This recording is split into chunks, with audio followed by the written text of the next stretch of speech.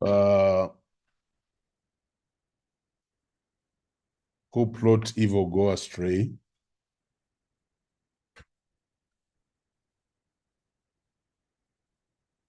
But those who plan what is good find love and faithfulness. I really want us to think around here and meditate upon that verse and cause some self-introspection. Cause some self-introspection. And I always, I struggle a lot in life when I see people plotting evil, even in the best of effort. They plot evil. They would like to see somebody fail. And you get worried about such people. You begin to worry, what is the mindset? Why would somebody plot evil against another when the other has no malice, no bad faith, no intention? But my encouragement in such situations is that our Heavenly Father, who knows us all, and who knows those of us or those of you who plan what is good, you'll find love and faithfulness from God, and you will flourish as the enemy spend hours and hours planning for your downfall. So I would like to encourage the class. This world, man is born destructive. And what we normally ask is that, God, may you help me to be constructive and never plan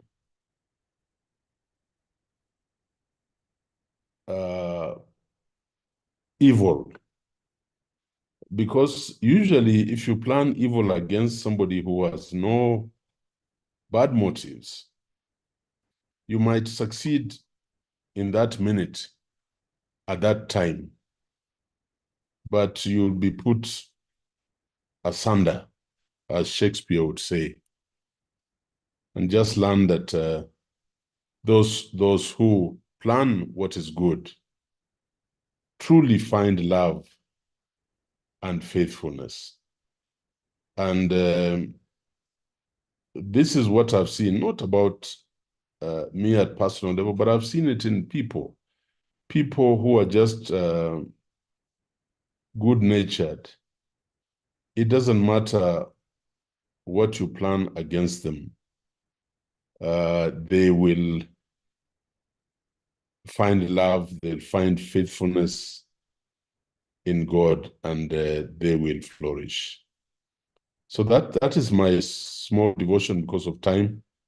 I just wanted you to, Waswahili wanasema ningependa utafakari kwa hayo,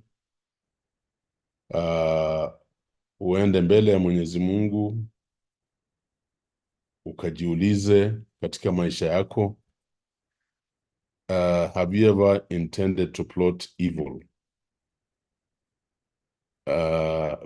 Just know that if you do that, you will go astray. Thank you very much. So that's our devotion. And Florence Macho, please lead us in our Lord's Prayer.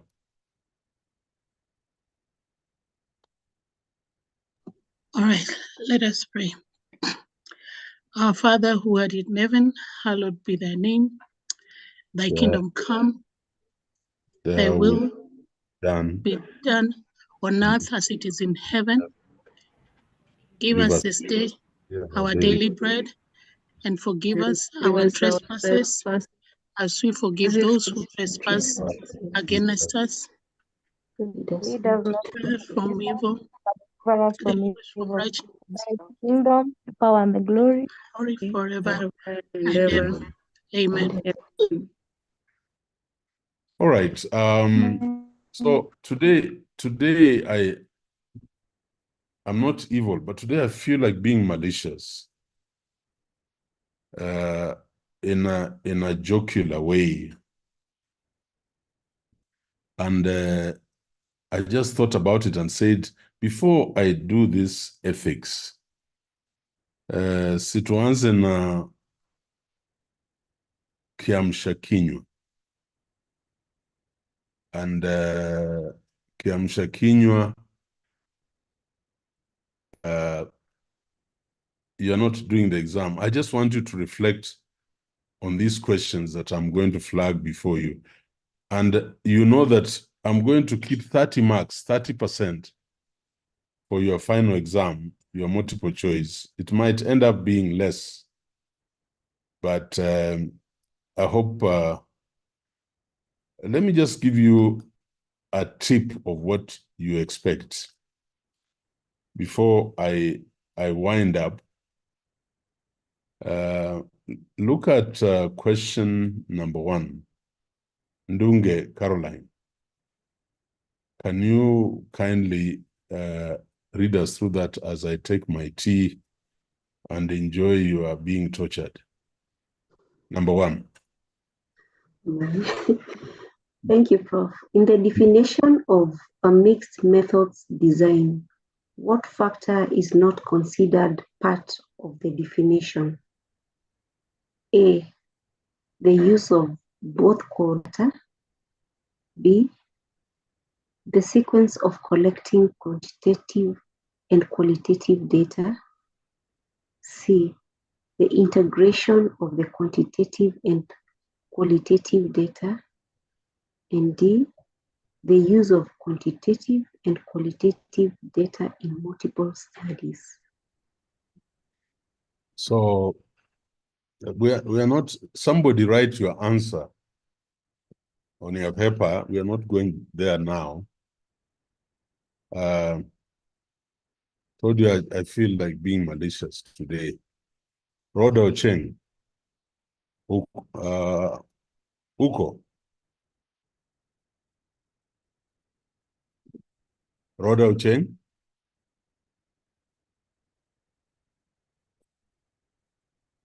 Yes, Caro, Prof, I'm available.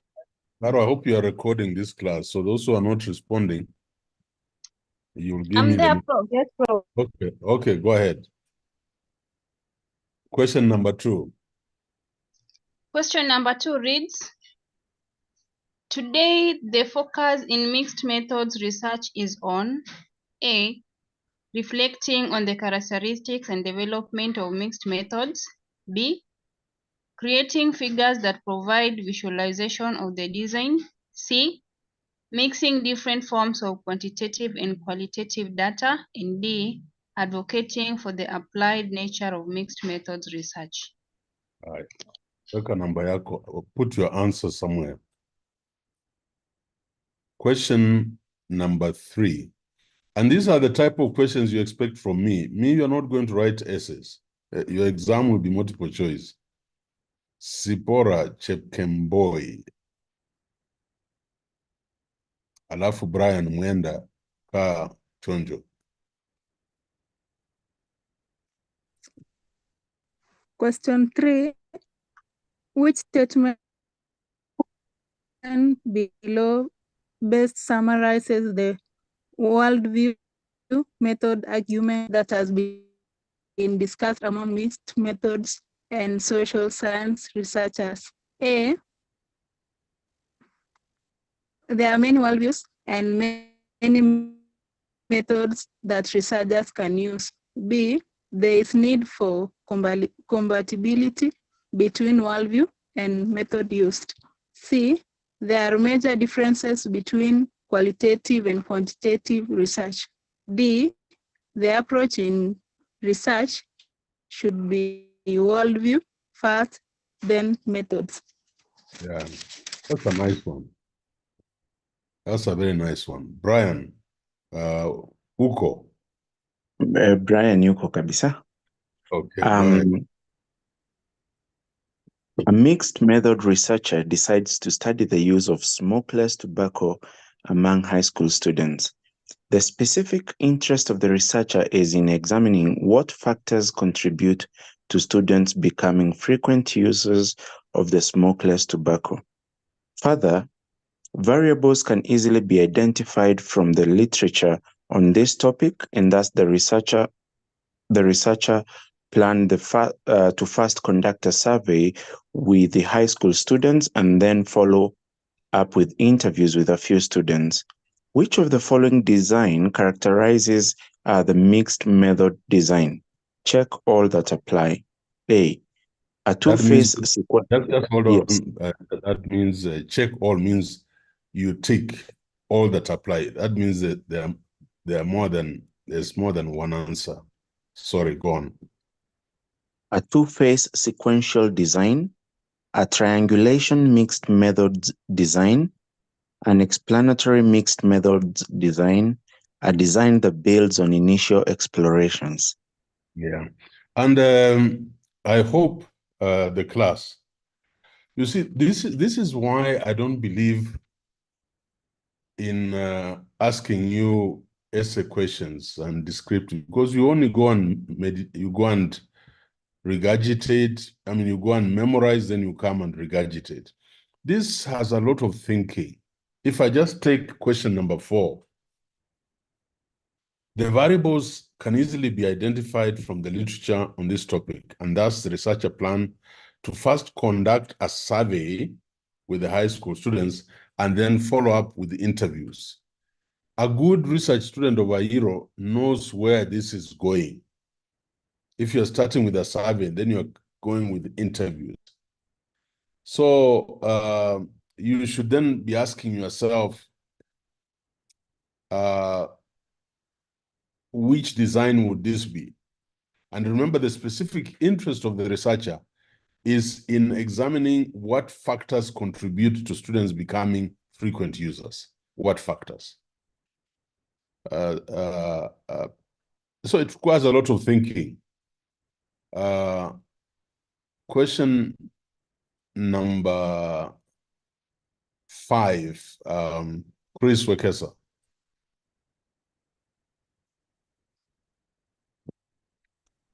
Good evening, Prof. I've just logged in. I don't know what is happening. Okay, you are in the wilderness, huh? So thou shalt remain in the wilderness. Eugene Situma. Number 5. Question number 5. Which one of the following is an advantage of using a mixed methods design in an educational research study? A, the weakness of quantitative data are offset by the advantages of qualitative data. B, mixing different forms of data suggests that the researcher knows multiple forms of research. C, faculty committee members on a student's committee may not be familiar with qualitative research. And D, the use of two forms of data provides a complete picture of the databases. Yeah, thank you. And you see, again, you should be looking at this question and saying, which one of the following is an advantage of using mixed methods design? That's the key.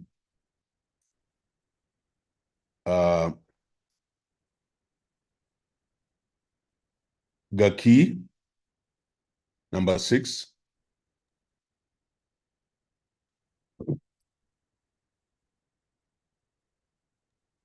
Prof, I've been found. Can I now read? No, let's Gaki. Is Gaki online? If you're not, please tell us. Gaki? Okay, Wekesa, pick it up.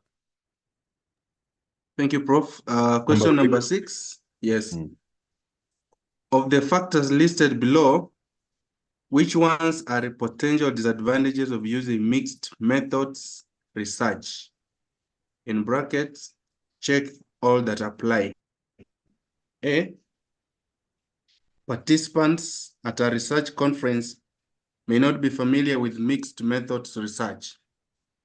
B, the design requires extensive data collection that may stretch a student's resources. C, the design requires a considerable time to collect both qualitative and quantitative data. And D, faculty on a graduate committee may not be familiar with the procedures of mixed methods design. Yeah, so let's think about it. Doliana Kendago. Hello, Professor. Yes, I'm fine. I'm always having an issue. It's Kedogo. Okay. Yes. Okay, so let me get to the question. Which one of the following is not a justification for why you might use mixed method research as your design? Sorry. There is need to A, further explain statistical results by exploring a few cases. B, converge quantitative and qualitative data to better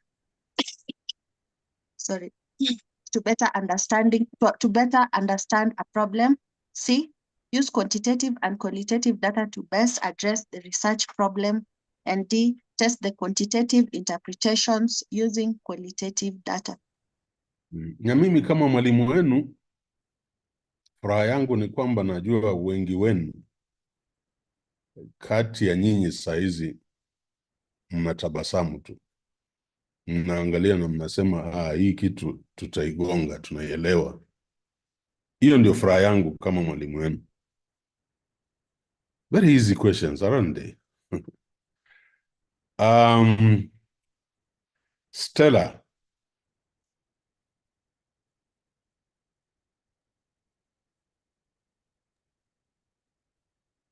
Question number 8. Yeah. Yes. When the term priority is used in mixed methods research, what is meant by this term? A, whether quantitative or qualitative data are given increased emphasis. B, whether the title to the study indicates a priority for mixed methods research. C, whether the interpretation is given a priority in the mixed methods study. D, whether quantitative or qualitative data are collected first in the study. Yeah. By the way, priority means what? Priority means what? In this, looking at those answers, is there somebody who will tell me priority would mean what?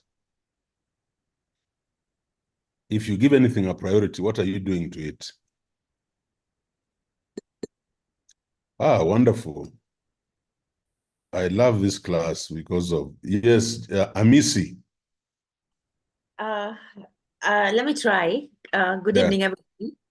I think when you say you're giving something a priority, you're giving it preference over other options. Yeah. So, in your alternatives here? I would pick A. A. Why? Yes. Why, Zibora? Why is A the answer? It's right. Why is A the answer? Okay. I have made a wild guess, and I'm not Zipporah. I'm Amisi.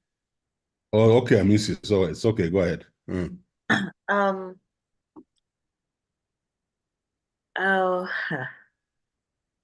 When I look at A, whether quantitative or qualitative data are given increased emphasis, I'm thinking in terms of if you're giving it increased emphasis, you're focusing on that more than any other alternative that you have. Precisely. It's a priority. Yeah. Yeah, when you give increased emphasis. Sometimes this has nothing to do with research. This is English. Ni Kiingereza tu ndio inatusumbua. Okay. Judy Maina, are you there?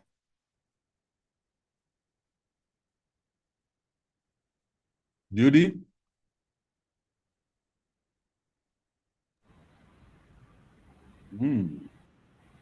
Prof, can Gaki read? My mic was not audible initially. Sorry. I'm there, Prof.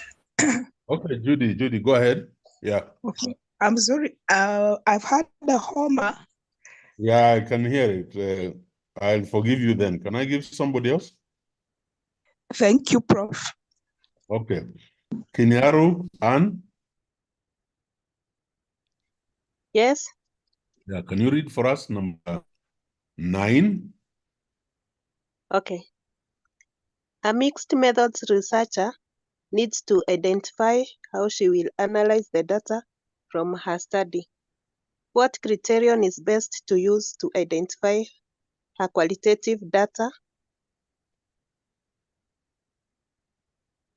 Analysis strategy. A. She should consider identifying descriptions and themes. B. She needs to match her data analysis strategy to her design. C. She needs to analyze both quantitative and qualitative data. And D. She needs to identify how others have analyzed data in similar studies. Where are my disciples here? The answer is so obvious in this one. Anybody, if you have really been following research methods,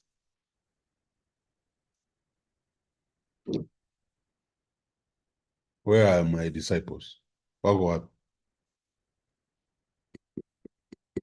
Qual and Quan. Just put up your hands, please, so that we know who you are. And yeah, who is that?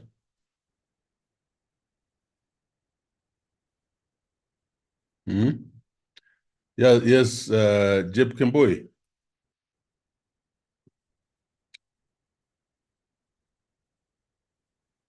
Jeb Kemboi? I thought you had raised up your hand. You are not there. Anybody else? Prof, can I try? Yeah, by all means. Oh, yes, Chris Wekesa. Yes. I would go for C. You would go for C. Why? Yes. From what I understood, you said that mixed methods, you need to first of all analyze the quantitative, use the quantitative, then you go to qualitative data. Yes. No, yeah, I didn't say that. You know, I can be defrocked of my PhD if you tell people I said that. Doliana Kedogo. Hello, Professor. Yes.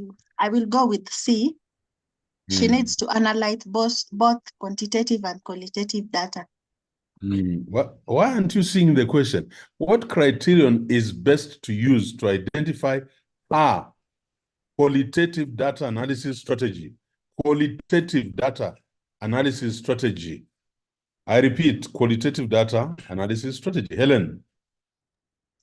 Let me give it a trial, Prof. Yes. I would go for A. She should consider identifying descriptions and themes. Excellent. Theming, categorization, description, categorization, theming, qualitative.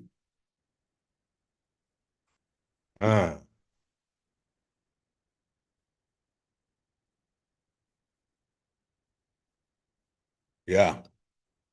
Ngozi, number 10. There are 6 primary designs advanced in this chapter on mixed method designs. For each statement below, indicate the letter that represents a characteristic of the design. In the diagram of this design, the researcher places qualitative on the left and capitalizes the words as in qual. This design is convergent, embedded, explanatory, exploratory, transformative, multi-phase. Yeah. That's interesting. Yeah. So this researcher places qualitative on the left and capitalizes the words.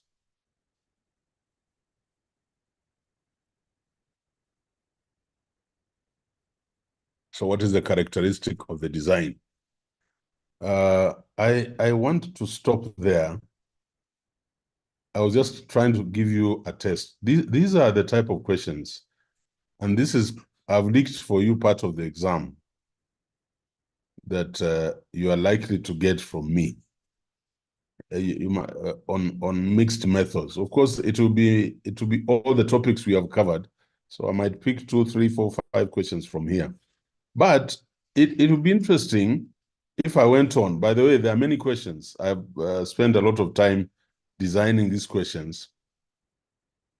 It would be interesting to see how many of us can walk through this maze, and that tells me whether you have really understood what we are talking about in terms of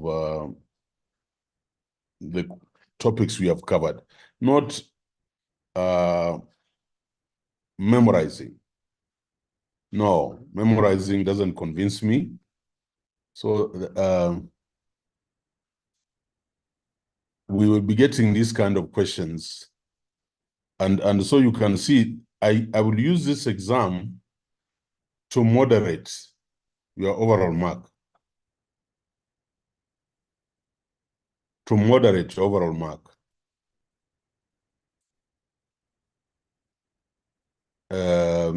And what does that mean? I will use this exam to measure your level of intuitive conceptualization of the research process. So I just want you to be aware. I'm trying to say, be aware. Be aware.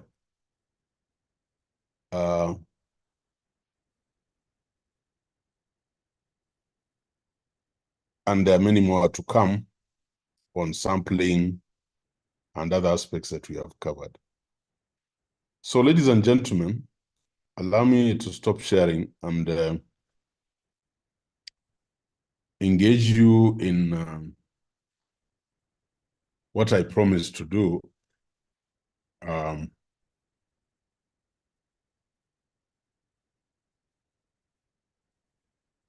And I want to leave this, let it come through. Yeah, there you are.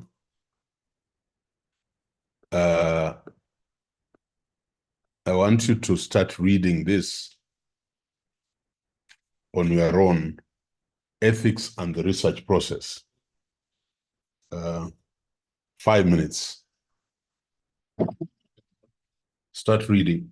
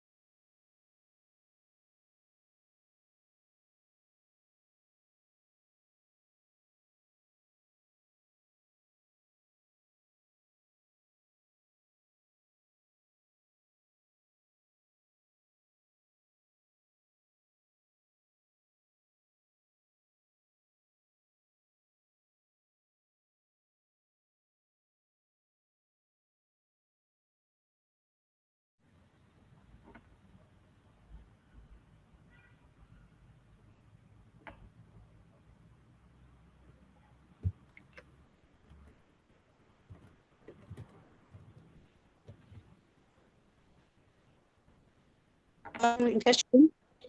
Someone was asking a question. So my Nini doesn't have a problem. Sorry. Let me continue reading. I like the way everybody usually thinks it is their side. All right, let me find.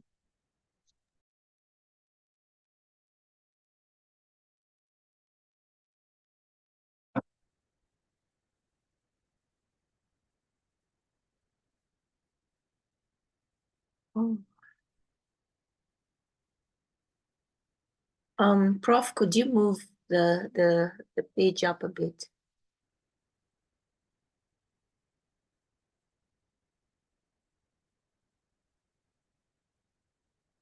You want it to go up? Yeah, there's okay. Okay.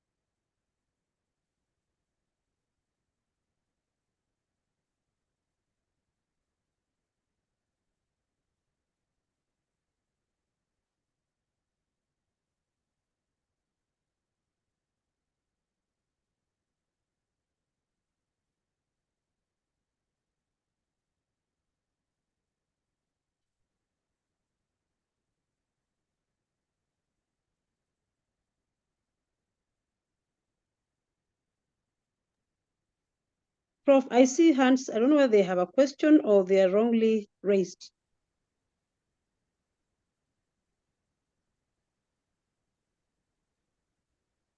Okay, they have dropped. You are mute, Prof.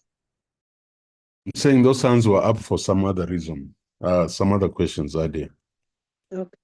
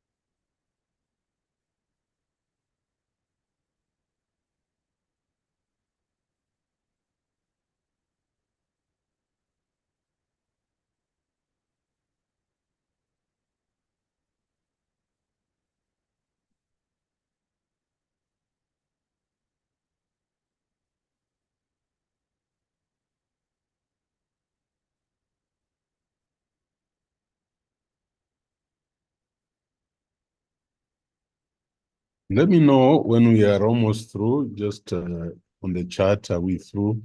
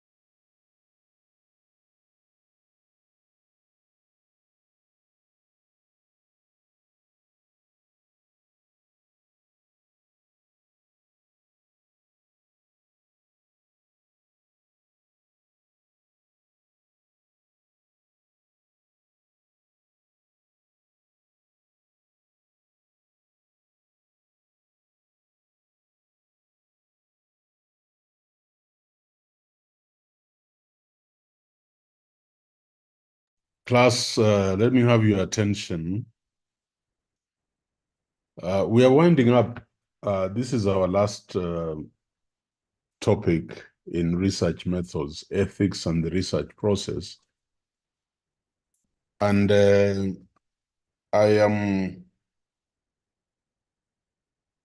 want us to take this very seriously, because many times most students just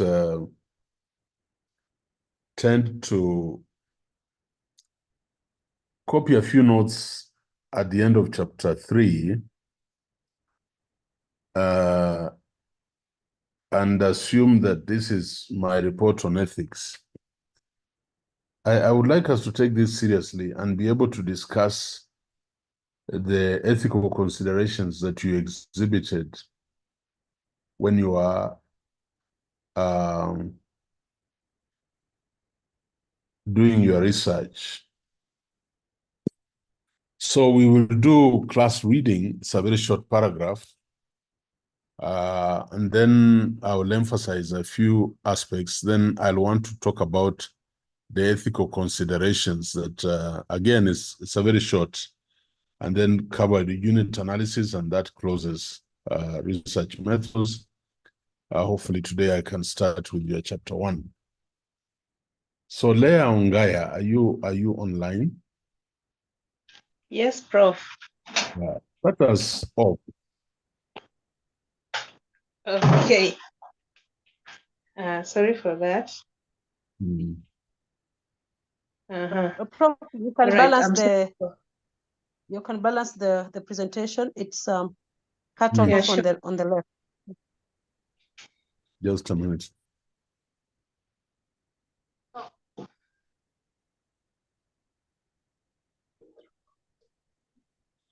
Okay.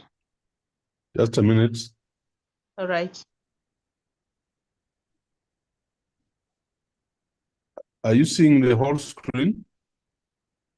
Can you toward the right, something like that, or you can zoom in a little. Towards the right? The left is cut off a little. All right. How about that way? It's okay. You're sure? It's okay, Prof. I think it's the device. It is being cut now. It's okay, okay Prof. now. Is it okay? Fine. Yeah. Yes, Yes. it is. Okay. Yeah, but it's good. The lecturer is advising us to make sure that you are getting it all. Are we seeing everything? Yes, I can see. Okay, right. Okay. Throughout this book, we consider a range of ethical issues in the research process, specifically as they relate to the subject matter being discussed in a particular chapter.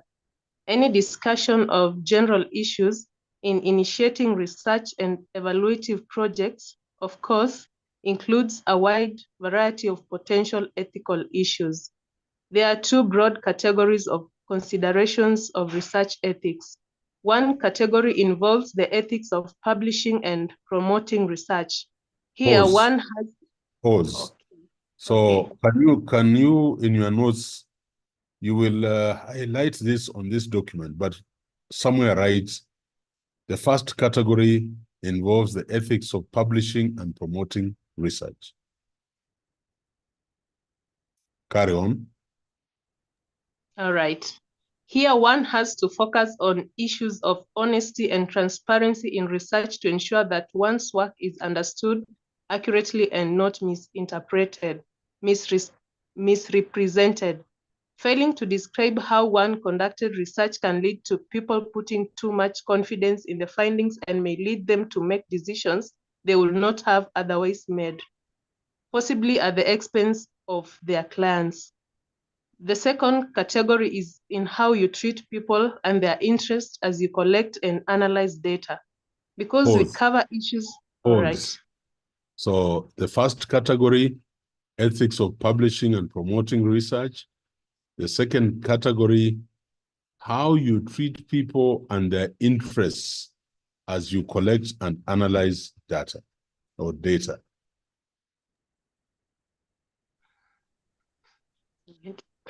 Carry on. Because we cover issues of honesty and transparency in other chapters, here we would like to pay particular attention to the matter of gathering data from human subjects. Yes. Carry on. It is critical for any researcher to understand the importance of protecting the rights of other persons in any project that involves gathering any type of data from other persons. There is a very disturbing and unpleasant reason why we point this out. In the past, medical and social science research on human subjects has seen abuses of the most serious nature. Among the most well-known incidences of abusive research is the infamous Tuskegee syphilis study. Somewhere in your margin, pause. Somewhere in your notes, write the infamous. The infamous. Can I just help her to pronounce that word? Yeah. All right. Go ahead. Tuskegee. That is called Tuskegee. Yeah. So the infamous Tuskegee syphilis study. Yes.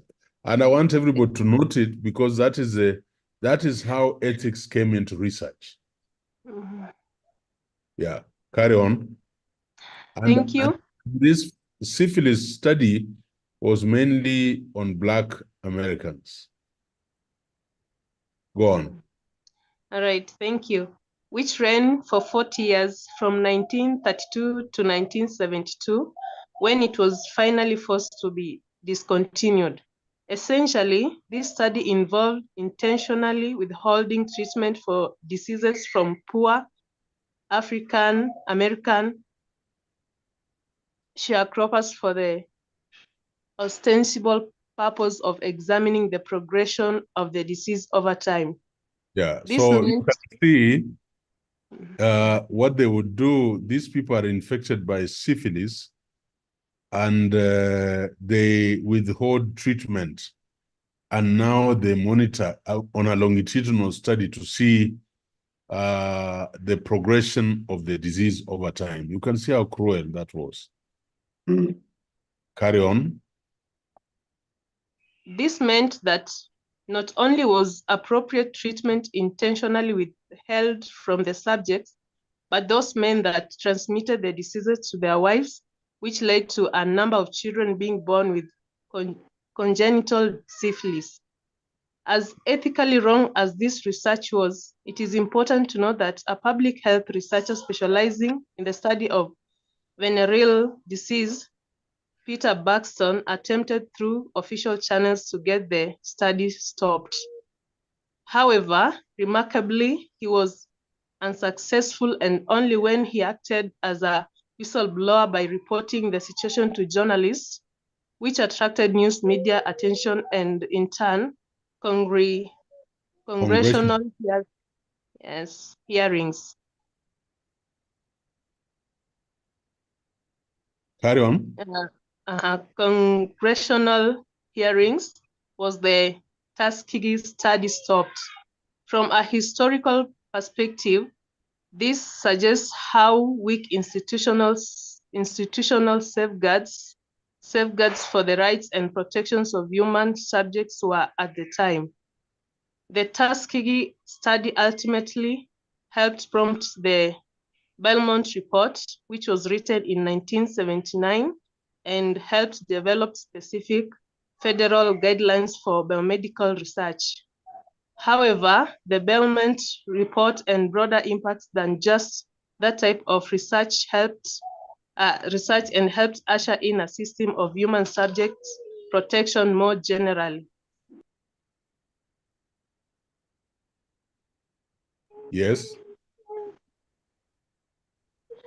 The main mechanism for university research to follow good practice of human subjects protection is an institutional review board, in brackets IRB, which serves as an internal review process to ensure research is done ethically and without harm or lack of informed consent from study participants. With such reform, research on human subjects is considerably safer than it had been several decades ago, precisely because of more careful and effective regulation of research projects. Thank you. Very good reading. Can we mute our mics? I want us to note that in this, you cannot talk about research ethics without reference to the Tuskegee report. And this was unfair, cruel, to the limit. As these people suffered from syphilis, they infected their spouses got pregnant, they then got children who had congenital syphilis. Very, very painful. So this person is also famous because he's the one who acted as a whistleblower to say, this is what is happening. And then reporters picked it up and this was stopped.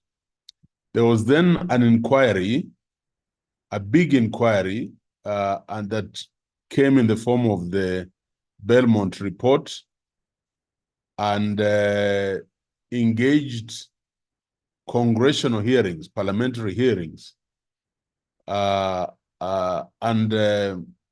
talked about the need to protect human subjects in research.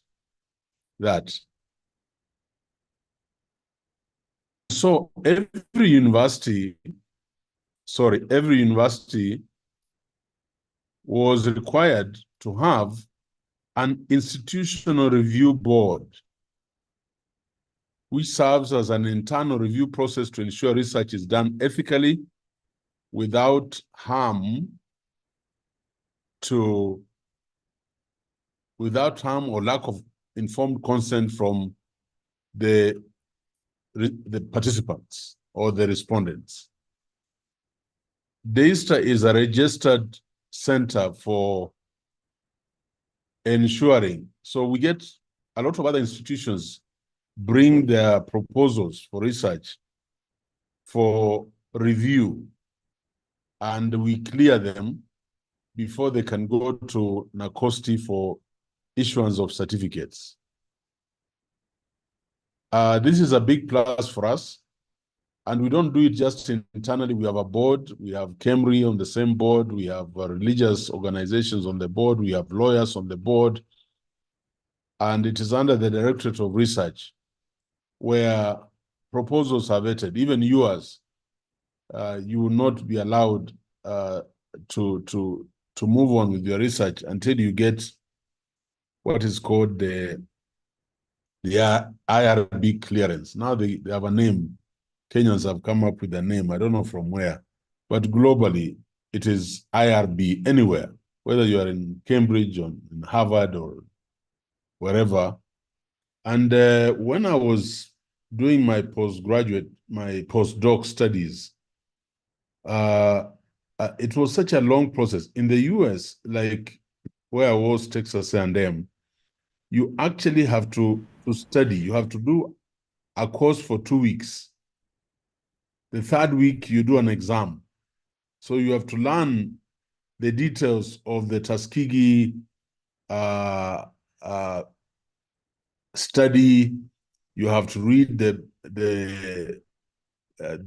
Belmont report. You have to know something about Peter Buxton, and you have to know what an institutional review board is all about. Then you do an exam, you pass, and then after that, they give you clearance, and it has to come to Kenya, because I was doing studies on principles in schools in Kenya.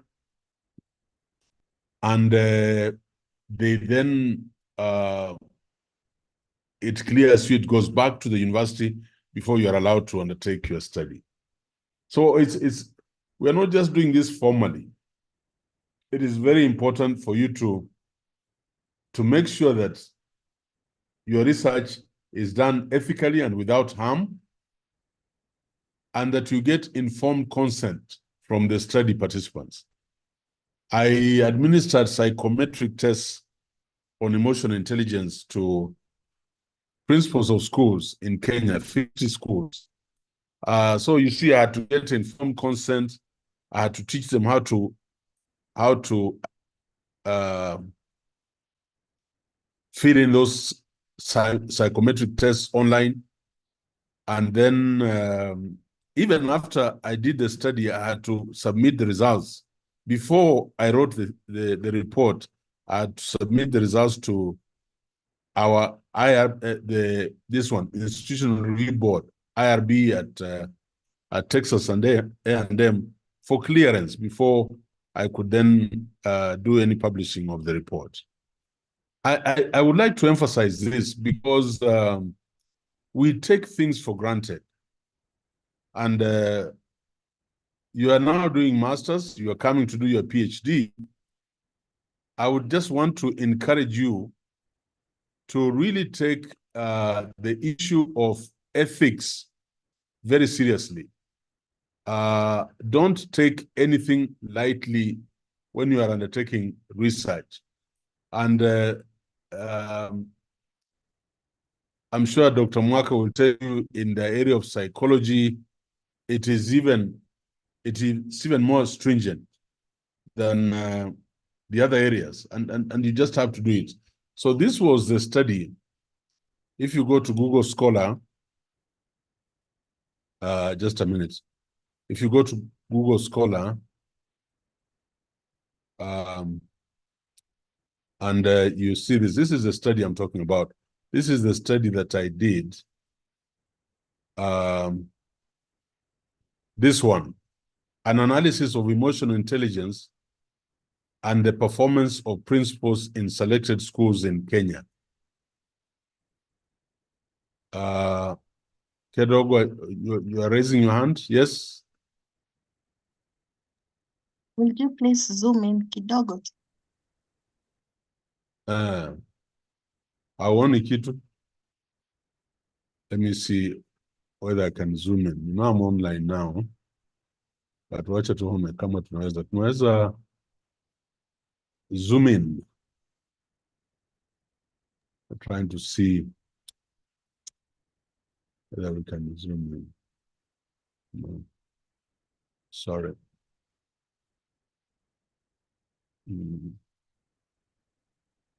No, I'm finding it hard unless somebody advises me on how I can get this zoomed in. Prof, I think if people can zoom on their either phones or their laptop, like for me, if I can zoom, I'll be able to, like, so you can either touch your screen. Yeah, I've zoomed in. Thank you. Okay. Yeah, you can zoom in now. This is the article I'm talking about. An analysis of emotional intelligence and the performance of principals in selected schools in Kenya. You had to get clearance before publishing. I got it published in Sage Publications, and you would not dare publish these results if you did not have the various clearances. And so we are talking about reality. That's what I'm trying to emphasize. We are talking about reality, and that you will be required to get this clearance, and don't try to dodge around it. Don't try to, just do it right. You become stronger as a researcher. I would like somebody to pick it up from there. Rhoda Ocheng, pick it up.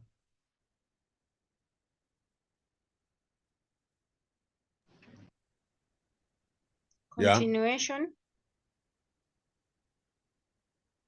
Whenever a researcher is seeking to solicit informed consent from a potential study subject, there are some basic elements that any such request should contain.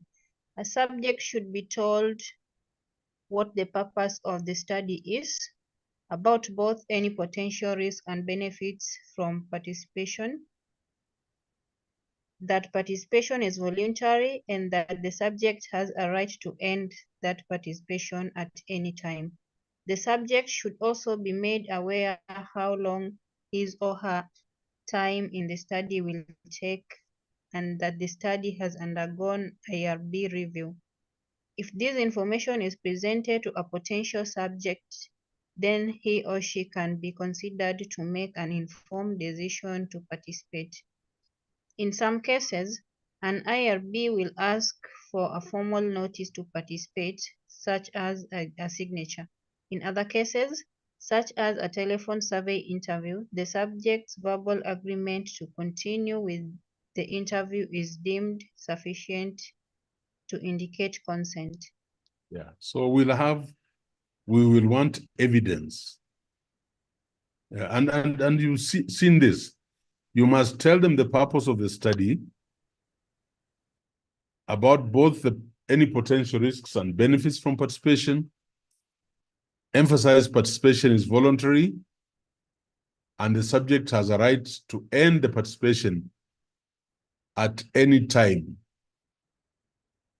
And they should be told how long the study will take, and that the study has undergone IRB review. Very important. So these are the ethics of research. I would like Gregory Malianya, are you online, Daktari? Yes, Prof. I'm in class. Very good, very good. So let's look at ethical considerations. Take us from here. Don't worry about the chapter 3. I've just picked the notes, so just go on. Yeah. Yeah, we noted the important ethical considerations in association with doing research that involves human subjects. As we discussed, a fundamentally important principle of conducting research is to ensure the protection of the study subjects.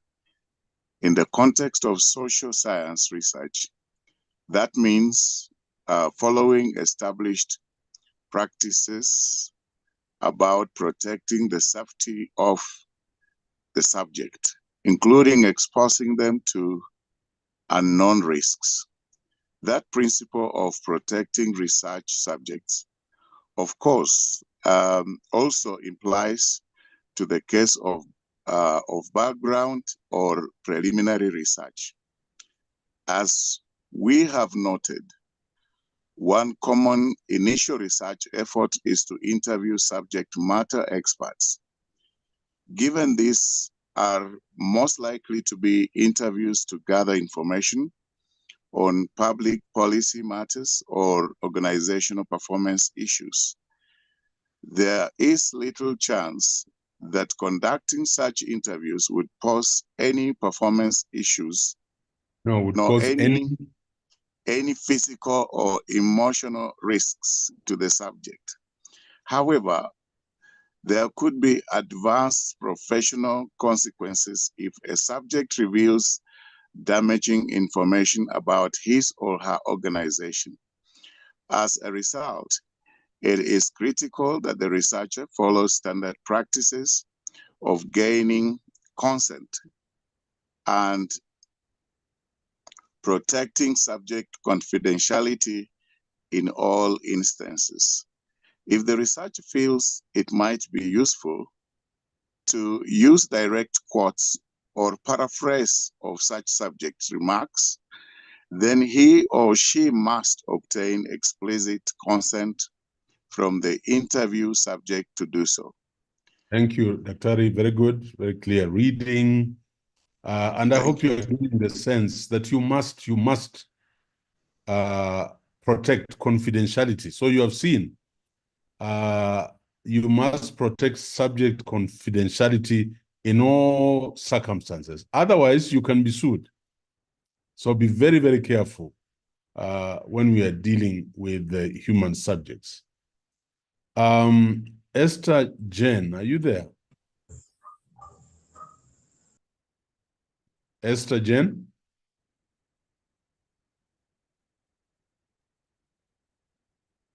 Evans? Yes. No? Esther Jen? Pick it up from there. Pick it up from there. Yes, Prof. Yeah, pick it up from there. I'm unable to read them a bit. Okay. I was requesting I read a bit later. I've not yet reached the house. I'm on the road. No, it's okay. Evans Lusasi? Are you there? If not, Festus Leparaco? Either of them? As we think about the early stages of the research process, we can also think about another fundamental principle that should guide all research projects efforts: transparency. Yes. The principle of transparency as it pertains to ethical conduct in research is the idea that for any reporting about a research study and its findings, the researcher needs to be completely explicit and transparent about methods used in the study. This means that Please mute your mics if you are not speaking. This means that the consumer of a report should have no ambiguity in his or her mind about how data were collected for the study, how key ideas were measured, or how the gathered data were analyzed. So for instance, if a study made use of a subject matter expert interviews, any presentation of study results should make clear the types of organizations or professions represented in the interview data. This can be a delicate balancing act. If subjects were promised strict confidentiality, you will not want to indicate that an interview was done with a key executive of a named public agency, for instance, This could lead someone to reasonably surmise that a specific individual was the source being referred to in the study report. However, if the report explains that that subject matter expert interviews were conducted with public sector officials with knowledge of a policy or a program, the reader can understand that the source of information is a professional expert source without knowing exactly who the individual was who granted the interview.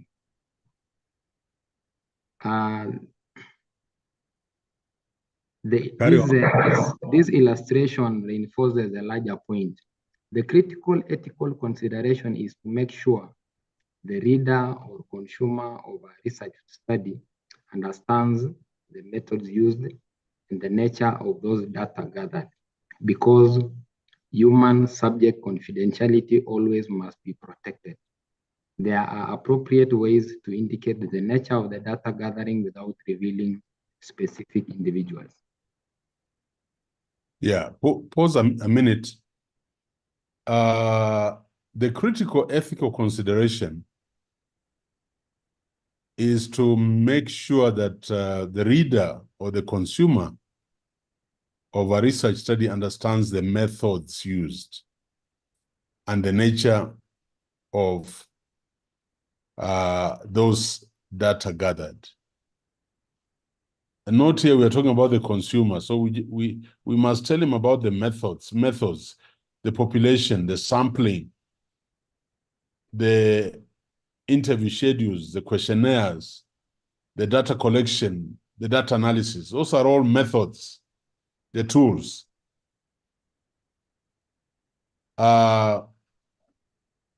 So there must be a way of indicating the nature of the data gathering without revealing specific individuals. That is very important for your sake.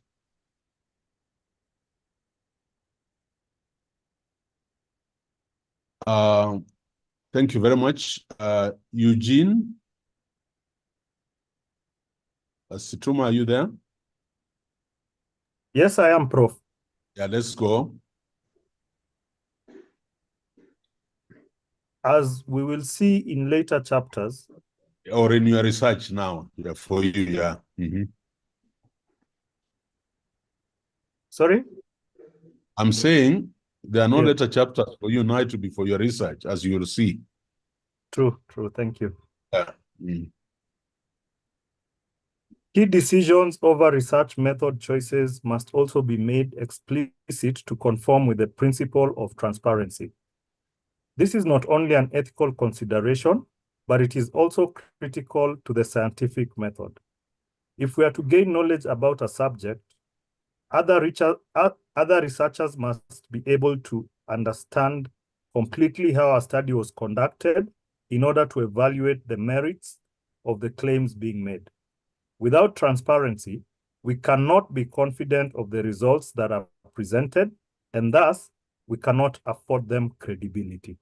Yeah, I want to emphasize here about what is being raised here, about transparency. And a lot of people have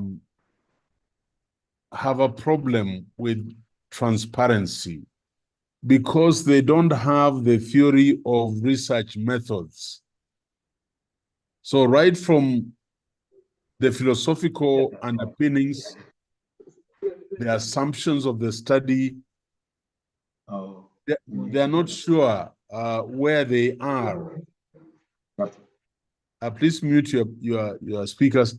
And even when it comes to the methods, the methodology, the specific strategies, quantitative, qualitative, or mixed methods, they're not aware.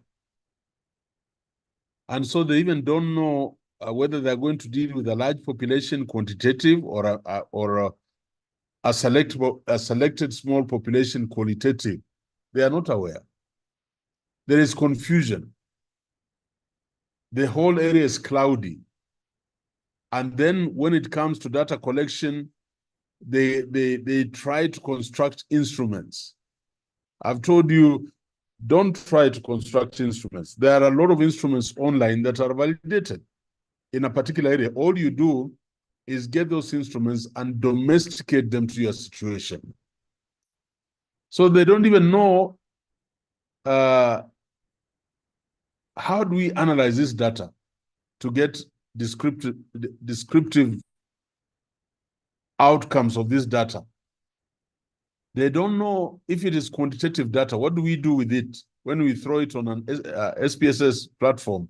What do we do with those statistics that are coming out? They have no idea. The Pearson correlation, the small r, they have no idea what that is. They have no idea what a T statistic is. They have no idea what an F statistic is. They have no idea what an ANOVA table means. They cannot interpret a regression analysis table. So it's all muddled up. And obviously, this kind of person, Darwin's theory will eliminate him because it is survival for the fittest. Eventually, yeah, you can maneuver around and for other reasons, you get that degree certificate, but God will resist you with it. So you don't get, you don't cause traction. Let me give you an example. I'll show you my email. Somebody, a friend of mine, Ben Piper, just wrote a small email and said, hey, Laban, are you in town this weekend? That was yesterday. And I said, yes. And he's the global director of Bill Gates programs in education. Then he says, I want you to meet Nick at Kempinski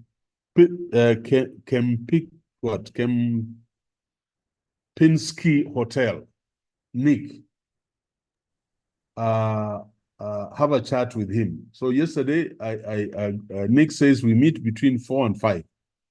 I go there and he says, you know, I was referred to you, and in the email, Ben had told him, you know, if you want anybody, research in matters education in Kenya and leadership, contact him. So he says, I wanted us to have a discussion. He talked about CBC. The whole world is concerned about CBC. The World Bank is concerned. Bill Gates is concerned. UNESCO. So they are saying they want to form a team of experts, about 6 experts, to not to go into town halls and ask people, what do you think of CBC? No, but to do a meta-analysis and secondary data and do a position paper on CBC, which the World Bank is going to present to the Kenya government. So he told me, I would like you to lead this process. I don't want to tell you about the dollars involved, but I'm just telling you what it means to punish yourself. So don't walk through this like a bat in the darkness, you know, grappling without punishing yourself to know. When they're talking about transparency, when they're talking about ethical considerations, transparency of my reporting is important. Confidentiality of my respondents is important. Consent is important. And you know where the history came from. So usually in the short term, you can escape with it. But in the long term, so I'm sure if this project kicks off, maybe I'll be paid my salary for a year for working for 2 months. That's what I'm saying. Of course, it takes a lot of hours and hours of sitting, but so I would like to emphasize that here. Just a minute. Maybe let me pause. Just let me see whether I can get what I want.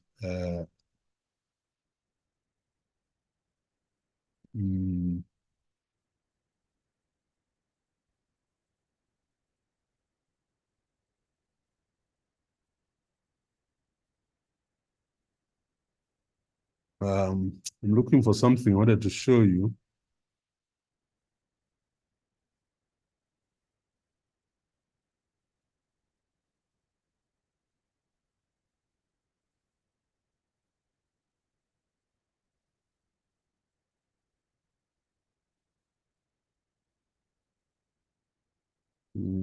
Just a minute. Hopefully, if I don't, I'll look for it later on.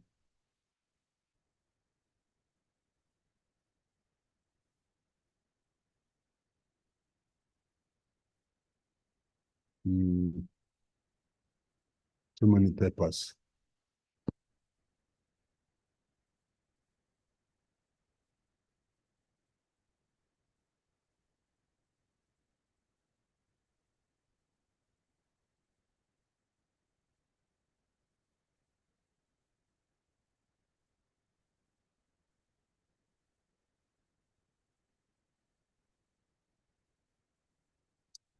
I can't get it, but let me see whether this makes sense to you.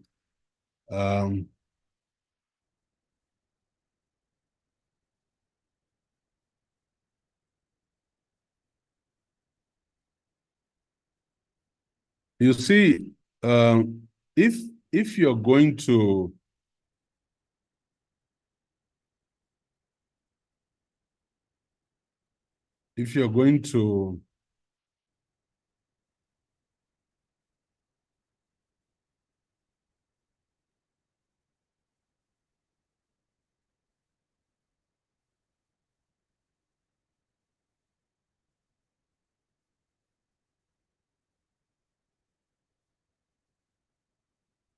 just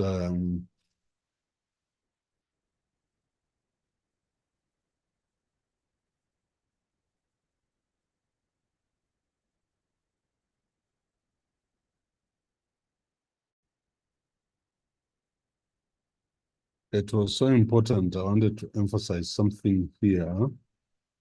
Just give me a minute. This transparency.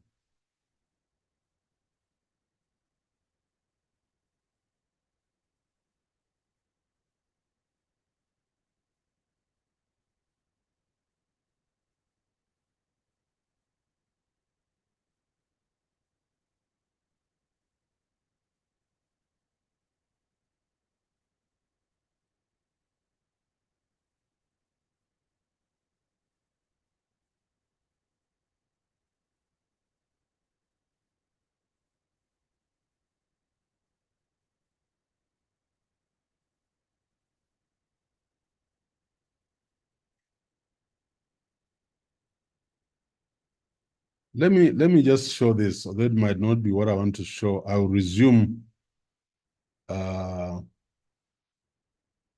that afterwards. Let me see whether we can get this done. But I'm trying to emphasize something which most of us don't do, and because we don't do it, we think it doesn't really matter. But I'm talking about transparency. Yeah.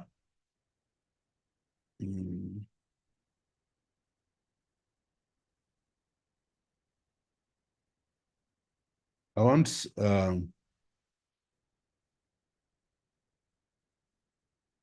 somebody, before I enlarge this,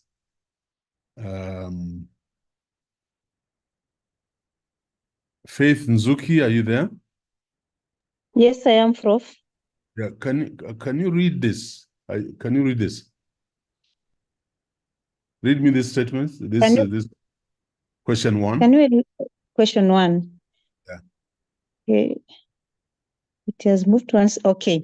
Which one of the following represents why negotiating a qualitative proposal with the institutional review board may be more difficult than negotiating a quantitative proposal? A, the attitudes of institutional review board members. B, the imagined design of qualitative research. C, the length of the qualitative proposal. And D, the amount of time required for qualitative research. Yeah. So just think, I'm not looking for answers, but these are the type of questions you're going to get in your exam. Which one of the following represents why negotiating a qualitative proposal with the IRB may be more difficult than negotiating a quantitative proposal?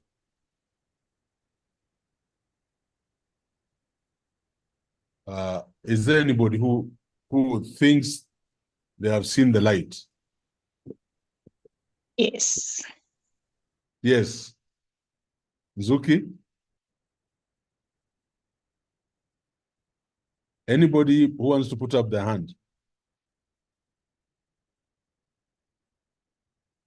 Yes, Osanya. Attitudes. The emerging design of quantitative research. Yeah. Excellent. The emerging design. Why is this going to be a difficult negotiation, by the way? Why is it going to be a difficult negotiation?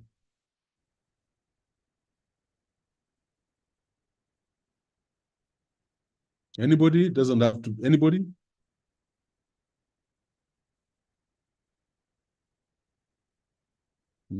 It's because yes, can I say because of the ethical considerations that we have been talking about involved in this, the ethical considerations that we need to look at in this kind of research design. No, not even that. You see, this is an emerging design. What you go with first is going to change depending on the responses you're getting from that field. So what you're telling us will be your ethical considerations when you're coming to get the permit will obviously not be the same. And the review board can test that situation and tell you, suppose you go there and you find this, because it is an emerging design. It is not like a quantitative proposal where you're going to validate, you're going to prove a certain theory. So I want you to be sharp and open-minded here. Franco Chana, number 2. Prof. Yes. Prof. Frank. So what you are saying in a nutshell is that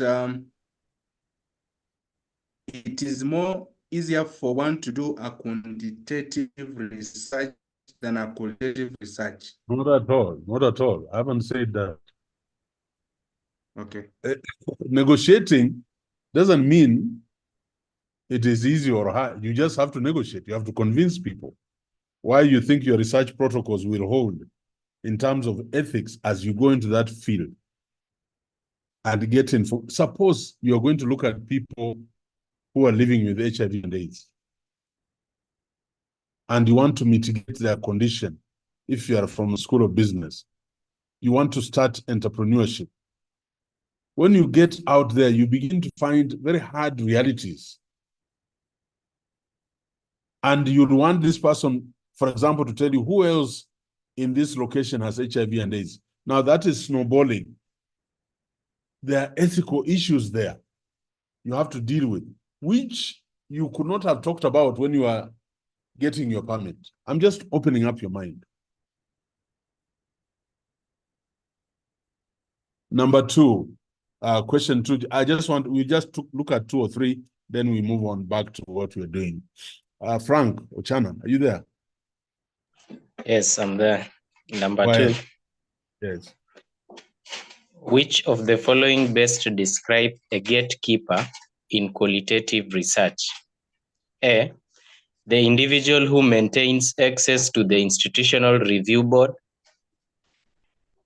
B, the individual who helps inform the researcher about the research site. C, the individual who helps locate people and place to study in the research. Then D, the individual who needs to give permission to conduct for the study. Yeah. Again, I'll leave you to think about it. Who is a gatekeeper? Obviously, yes. Gatekeeper is D. Nyawita, who is a gatekeeper? Prof. Yeah. Generally, a gatekeeper, when used in political terms, is the person who prevents you from seeing the politician, who you have to pass through for you to see the politician, or in institutions, the person you have to pass through before you see the leader. Yeah. They always make it very hard for you to see them, I think. Mm-hmm. So who is the gatekeeper in qualitative research? Prof, I tend to attempt this one. The individual who maintains access. Huh? The individual? Who maintains access to the institutional review board. Ah. Is that a Prof, gatekeeper? No, not at all. Prof, can I attempt this? I think the answer there is D. The answer is? D, the individual who needs to give permission to conduct the study. The person who holds that permission to conduct a study. No, no. The No, answer would be C. even me, I'll need to give you permission to conduct the study. Am I a gatekeeper? I'm your supervisor. Prof, the answer would be C. C. That means the individual who helps locate people and places to study. No. Who locates people and places? Who helps locate people? It's not the gatekeeper. The answer is B, the individual who helps inform the researcher about the research site. That is the gatekeeper. That's where your focus is. Number 3. Helen Gachanga, are you there? Yes, Prof. Yes. A researcher decides to study one individual, a painter, who has distinguished herself for painting about children on the playground. What form of qualitative purposeful sampling would this represent? Mm-hmm. A, extreme case sampling. B, distinctive case sampling. C, maximal variation case sampling. And D, critical case sampling. Yeah. So mtawache mtafakari kwa haya.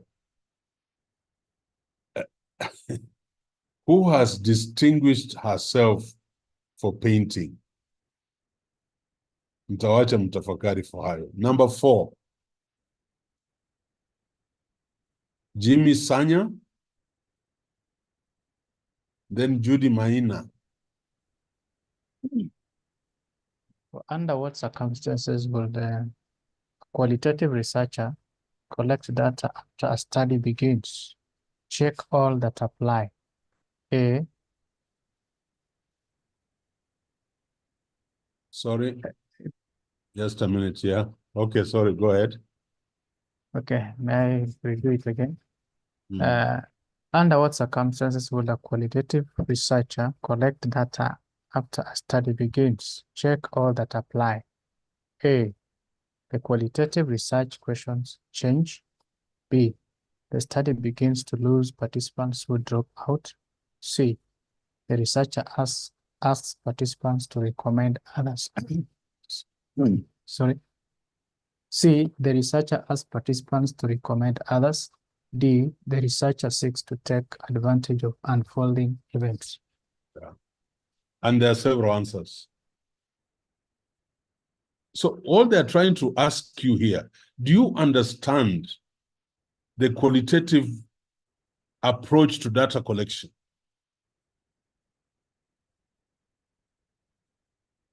Does the qualitative researcher change questions? Yes. Yeah, you go with questions you find, no, they're not getting what you're saying. The study begins to lose participants who drop out. Yes. The researcher asks participants to recommend others. The researcher seeks to take advantage of unfolding events. All those are true. But you know, you cannot say all these are true unless you have conceptualized, internalized the qualitative approach to data collection.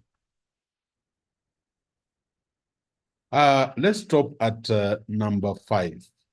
So number 5, I am asking Magomere Juliana. Okay, thank you, Prof. Number 5. Which one of the following provides a good reason for why qualitative researchers select only a few participants? A, the number of people available is typically small. B, with each additional participant, less depth is possible. C, the individuals who can answer the questions are few. D, the researcher does not want to generalize findings. So Juliana, wewe ungechagua gani?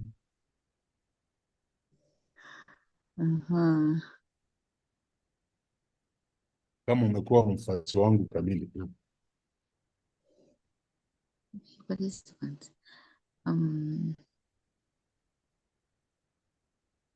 Ningechagua D. D. Excellent. E. That's the only answer. The rest don't hold.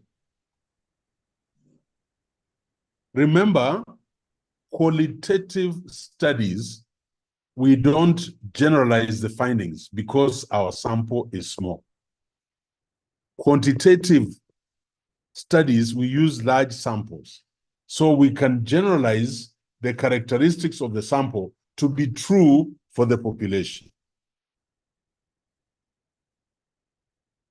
I am talking about transparency, and I'm talking about understanding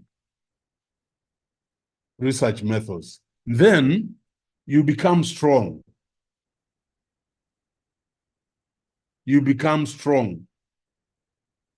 And I hope you are seeing people are very critical of the American system. They tell you, oh, Americans, imagine they ask multiple choice at masters. Those are useless. I hope you are seeing. There is more depth and meaning and understanding being tested than if I ask you to come up and if I had said describe qualitative sampling procedures, sooner read me back my notes.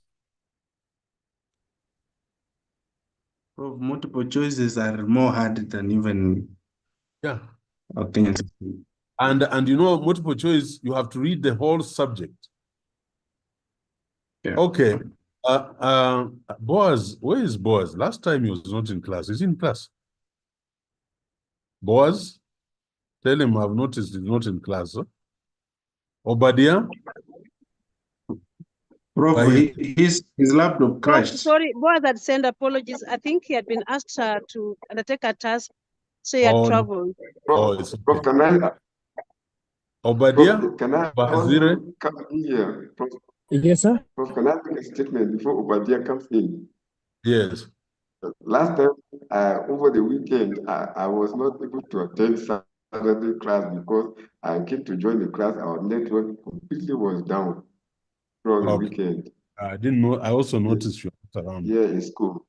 And we are going Yes, Prof, that's what I wanted to make that clear. Okay. Carol, you have not cultivated a culture of authenticity in this class. People still are hiding behind camera, behind what. Me, I want a person. Obadia? Bahizire? I was full. This was Are you there, Obadia? Okay. Can you hear me?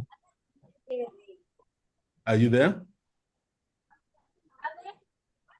Hello. Obadia, are you there?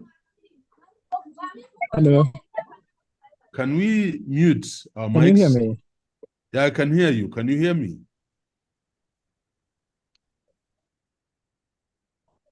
Obadiah, can you hear me? Yes, I can, sir. You can? Yes, I can. Yeah, question 18. Yes, please.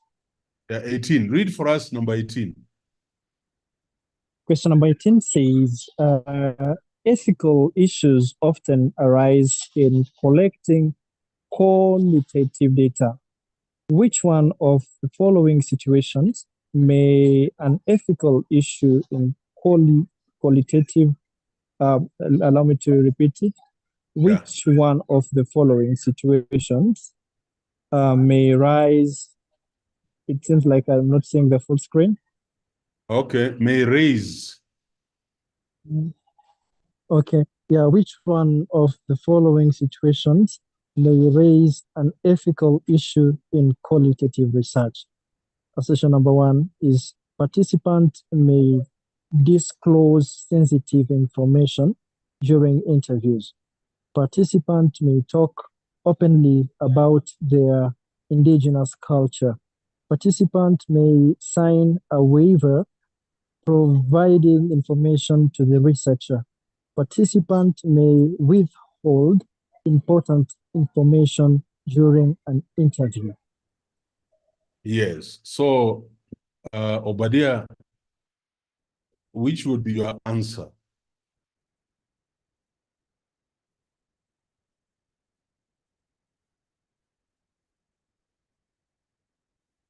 Which would raise ethical issues?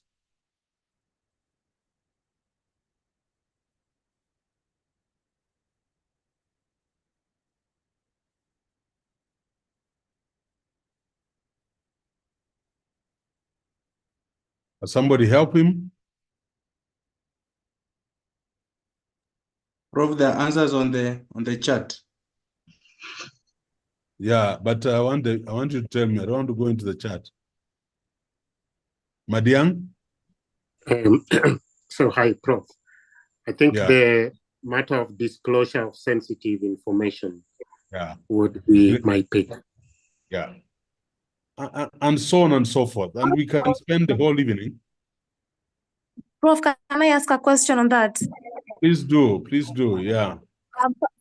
Sometimes you also ask sensitive questions. So, what if the respondent gives a sensitive answer? Then why is it an ethical issue? Why? If you disclose sensitive information, like do you know so and so's wife? That child is not. No, that's not. Or which one? I thought that personal information. No. This is during interviews. Participants, right? Yeah, I want you to be convinced, huh? Because this question will come back in the exam. All right, ladies and gentlemen. Prof, yes. Sorry to interject. I just wanted to find out, there are situations where the nature of the research or the information being shared may be quite sensitive. And where a researcher is forced to maybe allow the interviewee to sort of like use a pseudo or something like that. Would you kindly comment on that, especially like maybe pertaining to one's medical condition or something like that? Yeah. That is trying to mitigate. Yes. I think if you read our last paragraph, we are saying even if we are dealing with people, when we are reporting back, we are not directly talking about individuals. So sometimes you can disguise, be able to get to protect confidential. You've seen it on news items where they gag the voice of the person. You can't know, or even the face.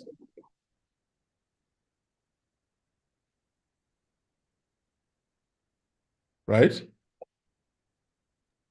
Yes, thank you. All right, ladies and gentlemen, allow me to run away from this. Okay, Kedogo, you have something? Yes? Yes, just a quick one, Prof. Do I need to obtain informed consent from maybe someone that has data out there that maybe it was collected for some other reason or purpose. Yeah, yeah. Just be sensitive. Be sensitive. And we will, when you start your proposals, like some of you who are going to schools, we will be very particular that you get informed consent from parents of those kids, just to be sure, or even the school authorities, yeah. All right, I'll stop sharing that. And we go back to, let me see what I can get where we were.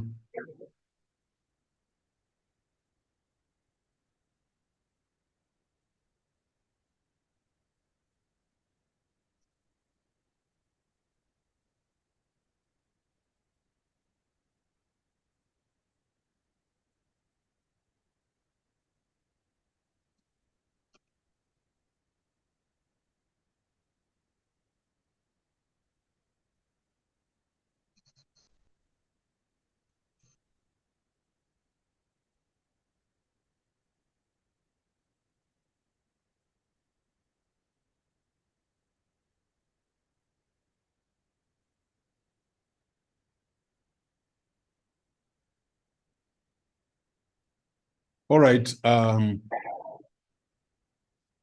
let's go back. Let me try and share our document here. Resume the sharing.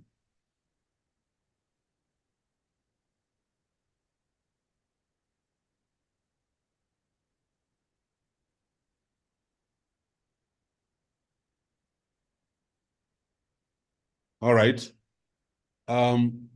I think we now continue reading. Somebody was reading. I just read half a paragraph. Are you there? If you remember, who was that?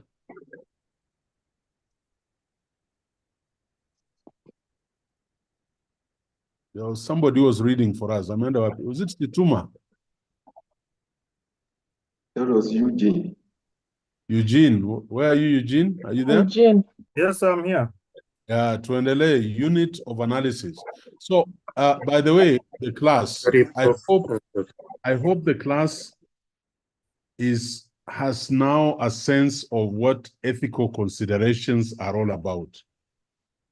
I deliberately meander in my classes. We do readings, we look at PowerPoints, then we go to questions. Just to stir up your mind, but I want you to engage in the reading around ethical issues. And when you are writing your chapter 3 on ethical considerations, I would like to see a solid description at master's so that in PhD, you then just walk through it. Go ahead. Before you start. Sorry, Prof. I had my hand up. Okay, go ahead. Those who had the hands up, please go ahead. So, there is Madiang and Othello, yes. Yeah, thank you very much. I would like to request you to just bring the presentation a little bit down, the last paragraph we read. It is, yeah, up to there, Prof. Thank you very much. So, in the second line of the last paragraph here, you write, this is not only an ethical consideration, but it is also critical to scientific method. Yeah. The first line you had referenced key decisions of a research method. Yes. So I wanted to know, is it because if we are talking about research here and the human subject research, did you want to use here scientific method to refer to non-human subject research in the context of transparency? Not at all. I'm just being mischievous. I'm just being adventurous with language. Okay. Okay. Okay. But I've noticed you are very particular about language. All right. Yeah, thank you, sir. Okay. Yeah, okay. And Othello, you had something? Yes, Prof. What I find difficult in our document that we're reading here is the aspect of the making informed consent on the part of the participants, acquainting those participants, making informed consent in order to participate in such study. What I find difficult is that the aspect of bringing to them the risk involved in their participation, and then acquainting them with the fact that they can stop this interview at any time they want to when we are looking at ethics.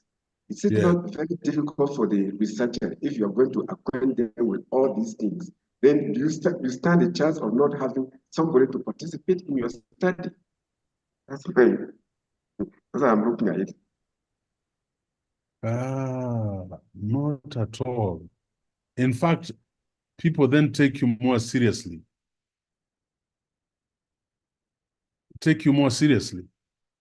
And let me tell you, just learn to labor. God will reward you in a very special way. So if you want to tell, if you really want to do a good study, like this study I did on the emotional intelligence of principals, people are saying it will be very difficult. Nobody wants their EQ levels measured. Yeah, and most people don't want to read. The psychometric tests online are very complicated to go through. Yeah, but you've got to inform them. You've got to show transparency in the research method itself and explain to them the methodology and tell them that the responses they're putting in that questionnaire, even me, I'll not see them. I will see an overall aggregate. So it is by doing that that many people then become serious for the study. The other thing is you learn in research, learn to support your respondents. So when people come for a focal group discussion, you know, buy mandazi, buy pizza, throw in some sausages. Bribe. Not to bribe, no.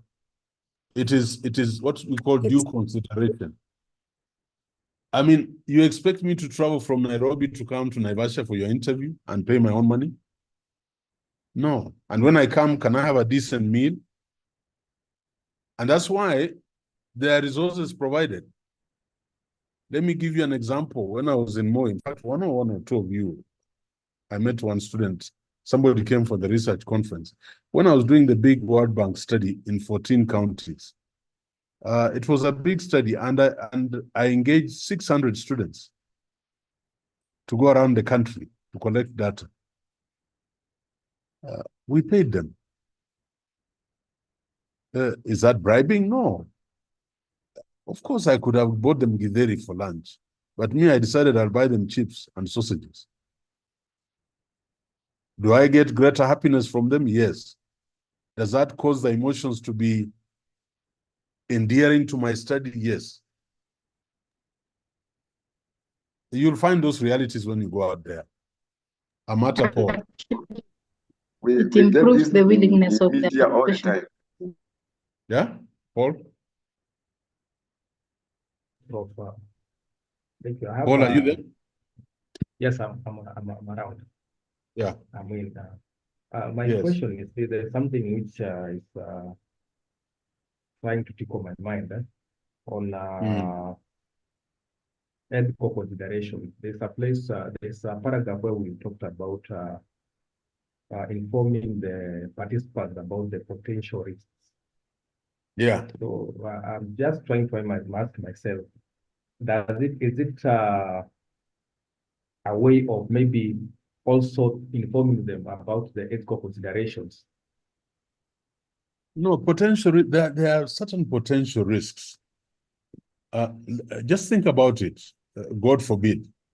If you're sending out 600 people across the counties in Kenya, yeah? Some have to go to Baringo, some have to go to Turkana, Some have to go to Tana River. The Tana River is during floods. It is bursting the banks. Isn't it important to let them know to be very careful? And if you see this situation, don't go. Those are potential risks. You know, I'm just talking about from this study that I did. When you're going to record people on mobiles, there are potential risks. Some people can become violent if you don't inform them. So you tell your people, when you go to collect this data, please let them know, ask them for consent. Do they want you to record them? And then for scientific studies, you have to tell people potential risks. What are the side effects of this stimulant or this supplement vis-a-vis the placebo that would have no effect? That's what we're talking about. Thank you. Yeah. Can we go on? Unit of analysis, please pick it up. Unit of analysis. When a research project is undertaken, the investigator must make an initial decision about what is the appropriate unit of analysis for his or her study.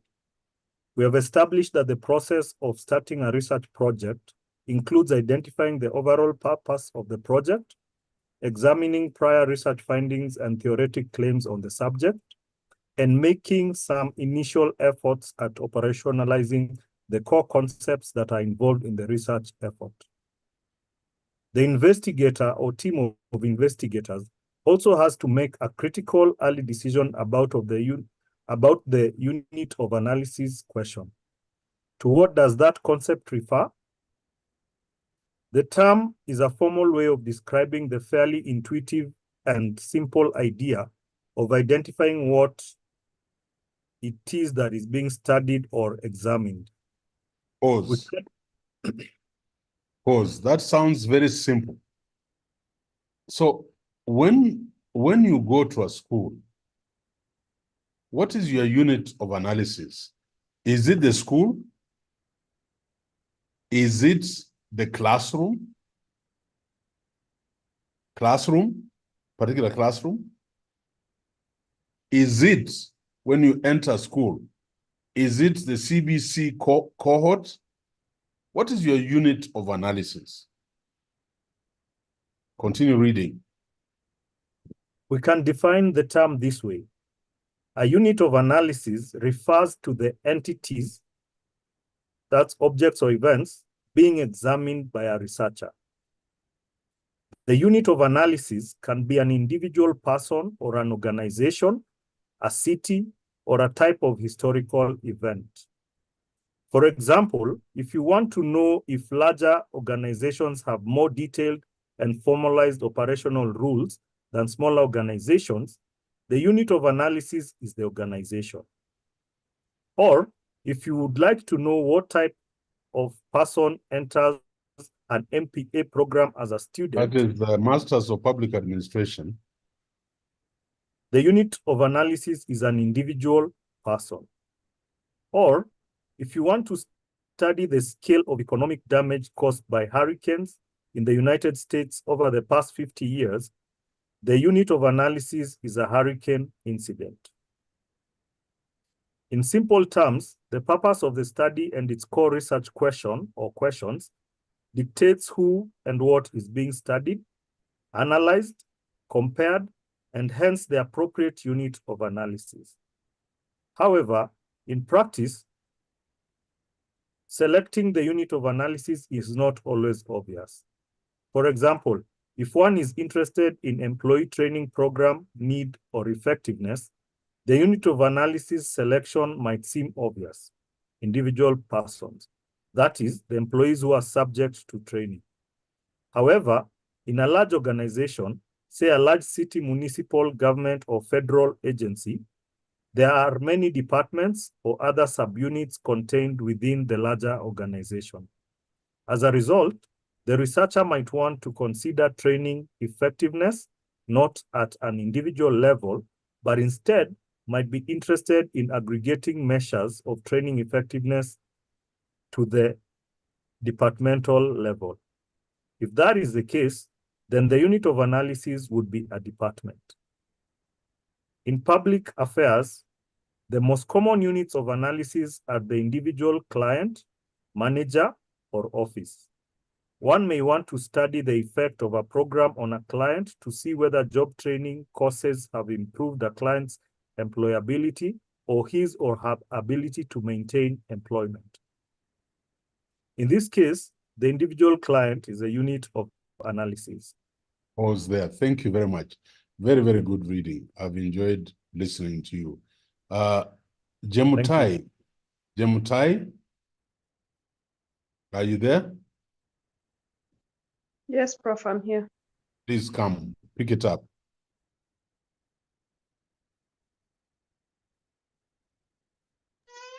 Okay. Just a minute. This is again an individual unit of analysis, but of a case manager rather than a direct study of client outcomes. Where are you? Where are you? The final common. The sentence had been left hanging. Oh, okay. Yes. All right. Yeah. Okay. Sorry. The final common unit of analysis in public affairs research is the program office. A regional administrator for the job placement program may want to compare whether some offices are performing better than others. That is including all of the case officers within the offices.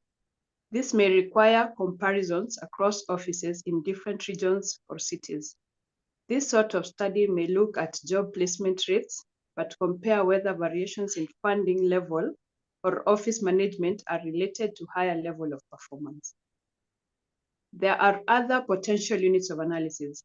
It can be states, countries, even individual client meetings, but these three are the most common for public management research. Yeah. Ladies and gentlemen, please be able to tell me what is your unit of analysis. So chapter 3, the last sections of chapter 3 is ethical considerations and the unit of analysis. That's what I would like to see. I have hands raised up, Paul Amata and Othello, yes.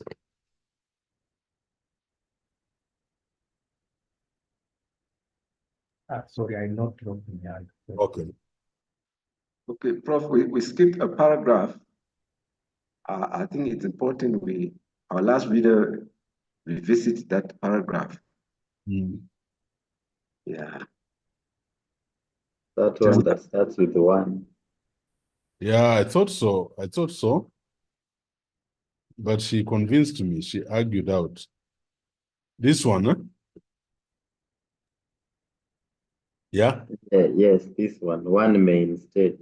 Why don't you just read it? Okay, so that was after, in the case, the individual client in the unit of analysis. So 1 may instead want to study the effectiveness of specific public managers within an office. Here, 1 may want to see who is the most effective case manager at placing clients in jobs, or whether the case manager with specific training are better at doing their jobs than people who lack that training. This is again an individual unit of analysis, but of a case manager rather than a direct study of client outcomes. Yeah. I've really enjoyed teaching new research methods. I hope we have made a difference. Your theory is up, but don't feel nervous. Oh, do I really know this? Do I really know? Now you're going to turn this theory into practice. So you'll keep referring to your notes as you develop your proposal moving forward. I would like to, did you get the notes on mixed methods? Carol, did you send them? Or the class, did you get notes on the whole notes on the PowerPoint on mixed methods and the text notes?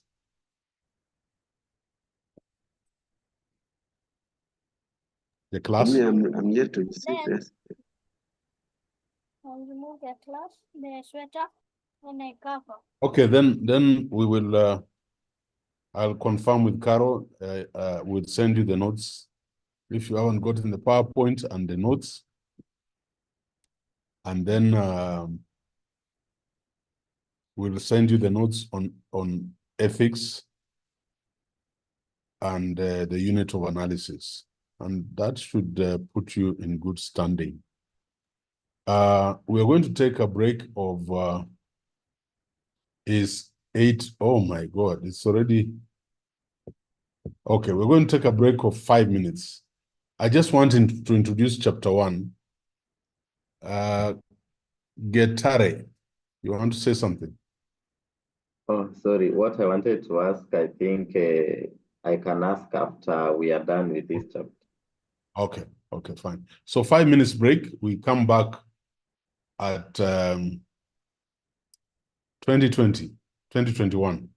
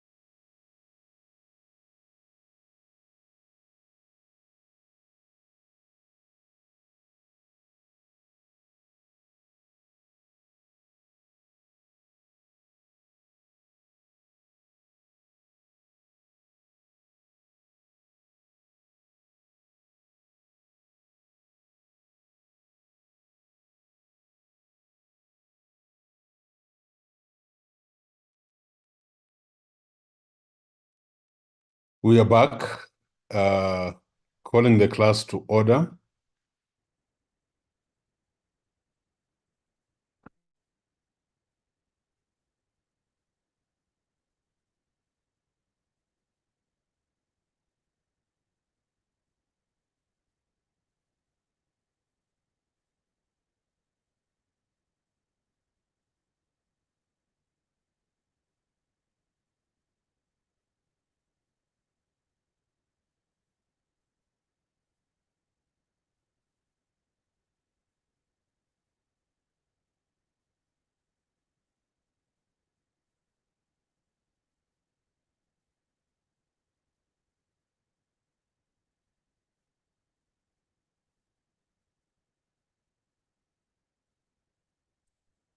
I hope everybody's back. I just don't want to load you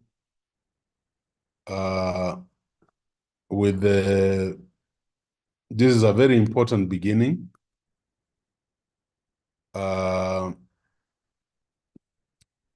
Writing your dissertation, this was for an American audience, dissertation, writing your dissertation. Some of you will want to say writing your thesis, but we'll clarify the two later on, not really important. And the standard format is that we start with chapter 1, which is called the introduction. Chapter 1. So the objective for me is to ensure that you'll be able to write the introductory chapter of your dissertation or thesis.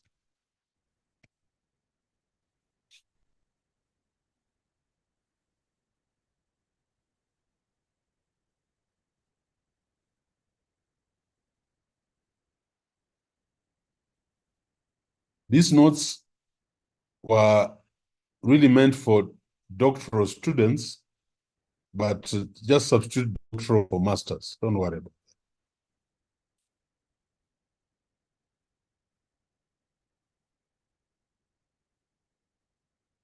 And I'm just going to emphasize what I expect to see in the introduction. So your chapter 1 is called Introduction. And after your introduction, so I expect your introduction to be 1.0, like that, introduction. And according to APA, it will be centered there. And usually, we don't put that in capital letters. And then background there. So background will be 1. We can put background as 1.1 if you want. Background of the problem. Sometimes we don't even say background of the problem. We just write background. But suffice to say, you can have it or just background.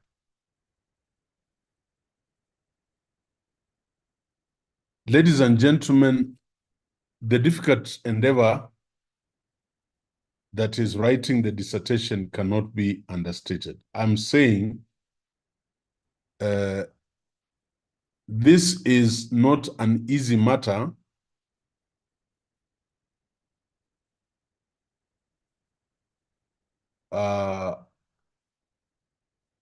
And therefore, I want utmost attention.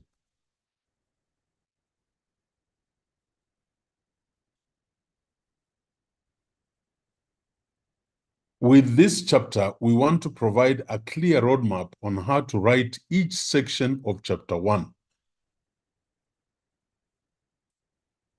And this is not the Bible. These are just my thoughts and also the colleagues who helped me in developing these thoughts. There are some alternative versions of this chapter, so we want to provide a template to guide, I'm sorry to call you this, novice researchers and doctoral students. Novice, in academics, don't get upset if you are called a novice. If somebody calls you a novice, he's simply saying you are a beginner, you are a learner, you are a trainee, you are an apprentice, you are a greenhorn, you are a neophyte, or you are a rookie. But that's who you are. And the quicker you accept it, the more you move forward. That's why even people who have done and gotten their PhDs, they need to take 2-3 years under somebody being mentored before they can also teach research methods and supervise. This chapter provides some practical strategies for researchers who are writing these core sections within the dissertation or the thesis format. And this chapter will start with the overview and the basics of how to write it. So I'm assuming you are at the tabula rasa stage.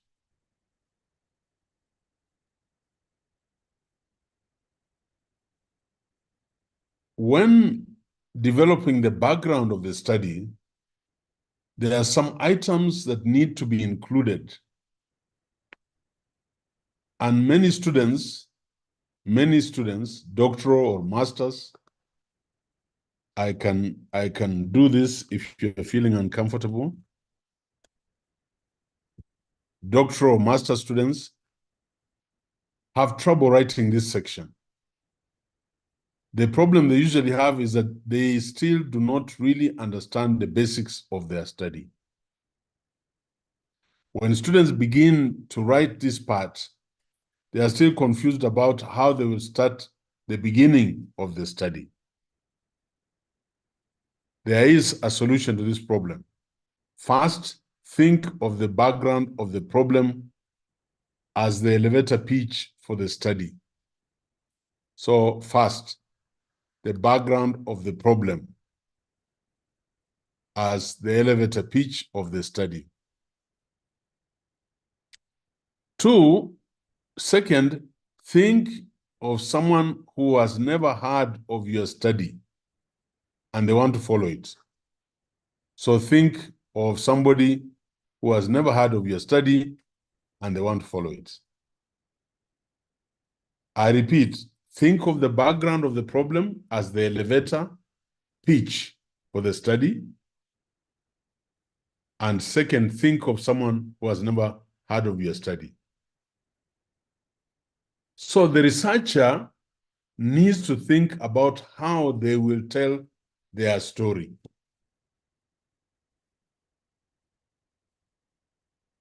So you have a problem in mind, but now you're talking to somebody who has never heard of this study. Lastly, the researcher needs to state how and why the study is significant or of any interest to anyone. So the researcher must give us a convincing story, and then the researcher needs to state how and why the study is significant.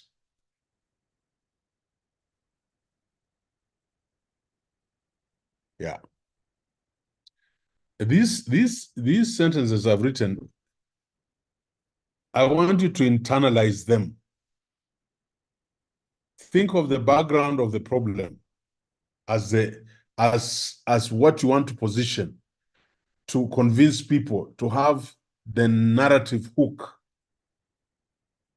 Then think of someone who has never heard of your study Somebody who has never heard of your study. So you're telling somebody who has never even read material around your study, which means you must be detailed enough. And you must tell us how you, as the researcher, must tell us how you're going to tell your story to us. Sasa sisi tunataka tujue, how will you appetize us? And then give us why the study is significant. You see, this is what is called the background. And I'm not, my experience in teaching, now I have about 25 PhDs who have graduated through my hands, 25, in the last 10 years or so. And more than 100 masters. If what I've just colored there, think of the background of the problem as the elevator pitch. Tell us your point of distress. Tell us why this study is so important that if it is not done, something tragic is going to happen. Or this study is so important. If we do this, we shall save many lives, or many people will come off the streets and start doing their own business. Or the performance in our schools will never be the same again because of the study I'll have done in the area of curriculum, instruction, and evaluation. This section can be defined as a brief sketch giving the background information necessary for readers' understanding of the proposal. So the writing of this is most effective when it is A, focused only on the background of the problem to be presented.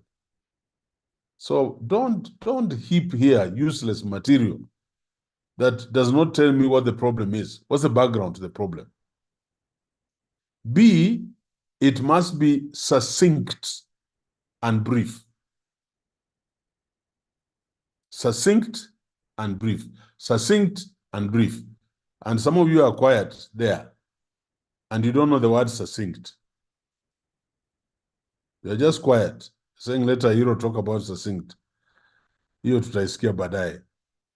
So you see, succinct is brief. It is pithy, it is pitched up, it is terse, it is laconic, it is neat, it is crisp. Very neat and crisp. Sasa unajua nimeona watu wanaandika background, introduction chapter, background peke yake kabla hajaweka kwa statement of the problem. They have already done 10 pages, typed pages, or even 5 pages. My God, I'll be scared. In masters, I don't expect more than 2-3 pages. And you'll have jumped already to your problem statement. At PhD, not more than 4-5 pages. So we are saying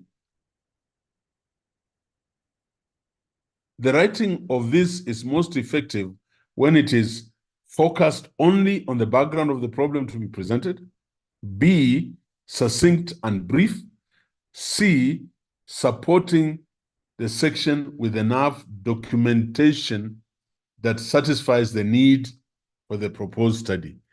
Documentation, statistics, documentation, citations, other studies that have been done. So, after this week, next week when we meet on Thursday, I'll be asking everybody to submit. We'll share the wall. We shall share the wall, and each one of you would begin to tell me, this is, Ayiro, this is where I have a problem. Matters related to policy, matters related to leadership. This is where I have a problem. But how will you know you have a problem? You must have read 3, 4, 5 articles around that area. Then you begin to see how a background is developed. You begin to appreciate what it means to write backgrounds that are succinct and brief. And then you will see how people bring arguments, documentation. Upon a paper files in your bag, bringing them there. You tell us the citations and you tell us the statistics that justifies the need for the proposed study. So I want to say this, and I will stop. I'm not going to this in detail, but I just want to say this.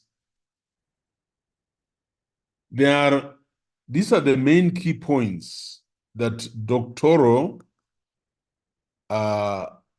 stroke masters researchers should consider when developing the introduction and background of the problem. Introduction and background of the problem of chapter 1. So provide a brief history of the problem. That's the first. Provide a summary of the results from the prior empirical research on the topic. Hey, don't tell me, Prof, nisaidie na topic. Yule mtu atakusaidia na topic is this one. Provide a summary of the results from the prior empirical research on the topic. So you must tell us, this is what has been said on this topic. After you have told us a brief history of the problem. And remember, what is the problem? It's not the manifestation. It is the so what. What will happen if this is not sorted out? It is not the manifestation. Then, note, identify 3 to 5 research studies, primarily from the last 3 years, but I don't want to limit you, and identify the stated need or possible research gap. So this is the next thing. What am I saying? You want to become a researcher. You want to join the congregation. So you must understand the characteristics of that congregation. You must know which research has been done around curriculum reform. You must know why are policy implementation in third world countries so poorly done. You must know why aren't many leaders able to practice transformational leadership. Then you'll find, oh my God, this transformational leadership, there are very few studies done in the African context, in Kenya. Most of these studies are in the US, in Europe, and elsewhere. So you want to do it here and see whether the findings will be the same. So what am I saying? You must identify 3 to 5 research studies and identify the stated need or possible research gap. And it's not just the gap. By looking at those 3 research studies, you will also be able to look at the methodology. You look at the methods that have been used. You'll see the kind of literature that was involved. So in other words, as you do those 3 studies, you'll be reinforcing your research methods. You'll even be surprised, my God. So this is the assumption. This is the delimitation and limitation. This is, in this study, this was the conceptual framework. What theory did they use? Then you want to be like them. When you start reading around other people, you are telling God, may I sit where these people are sitting? Lakini ukianza kutembea tembea tu kwa corridors, oh, you know me, I'm doing masters. I don't know what topic. I think I'll just do a topic on the failures of CBC. You haven't read. There are other constructs. I would like some of you to come in and say, you are going to validate, you're going to subject the CBC to Hanushek's education production function model, which has certain variables that must hold if quality of education is going to be provided. And then you give us the study.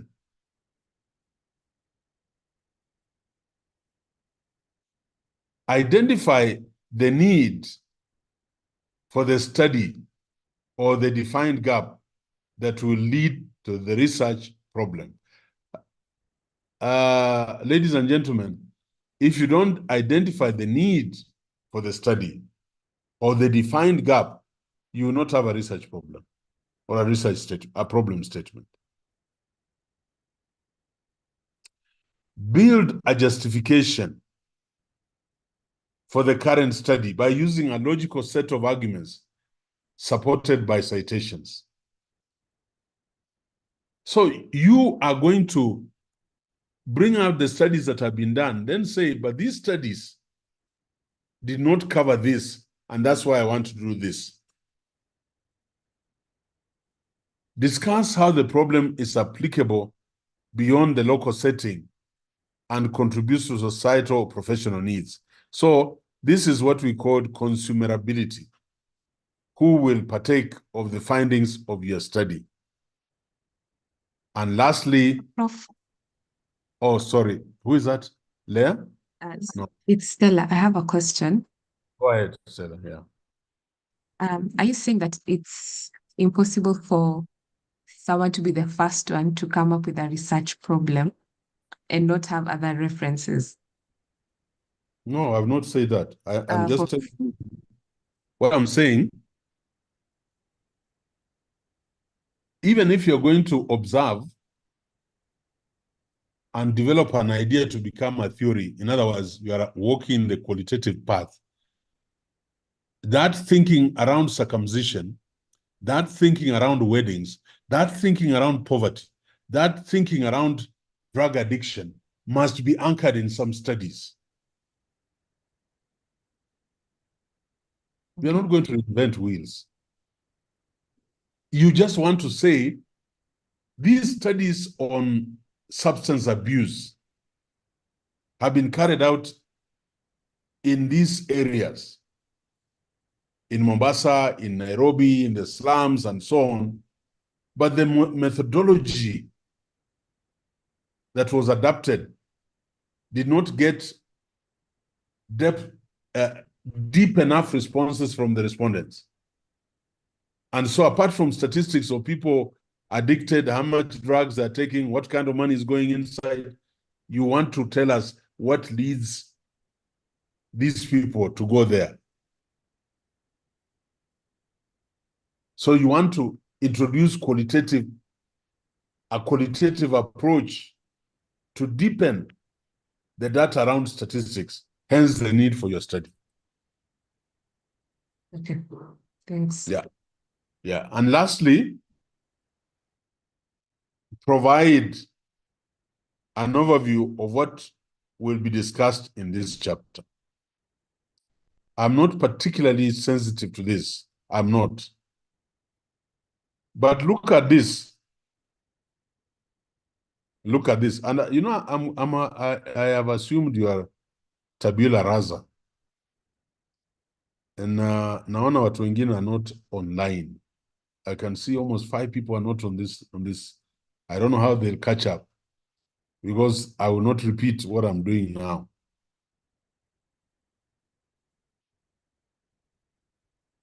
Writing length, minimum 2 to 3 paragraphs or approximately 1 page. You know, when you are given a little space, you become more succinct.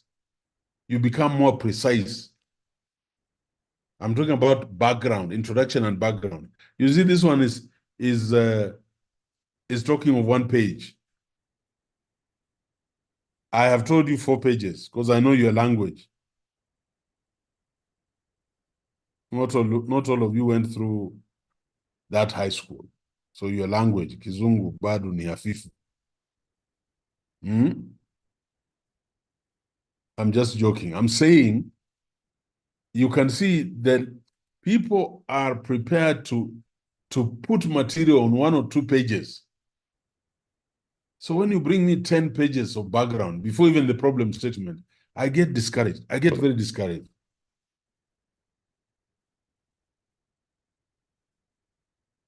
I want to stop there for today. Prof, a question. Yes.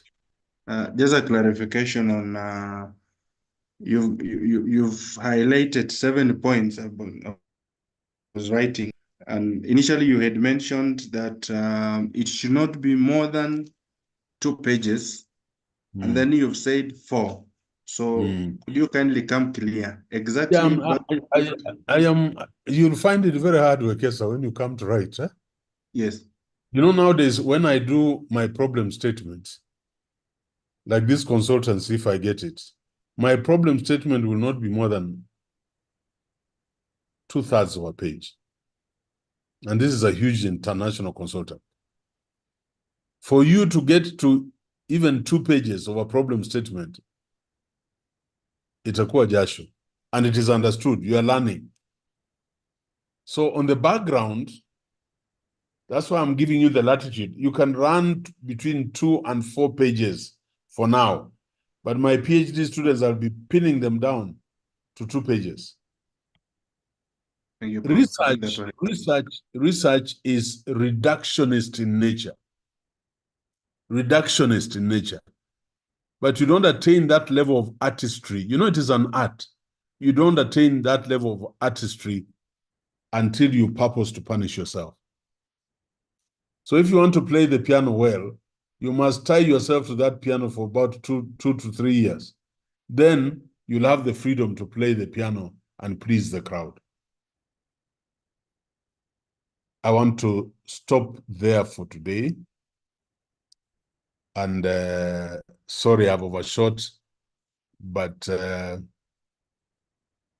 we have begun. This is now the juicy stuff. So what do I want? Madiang, you have something to say? Yeah, the question, but I don't know whether time will allow. Depends on your discretion.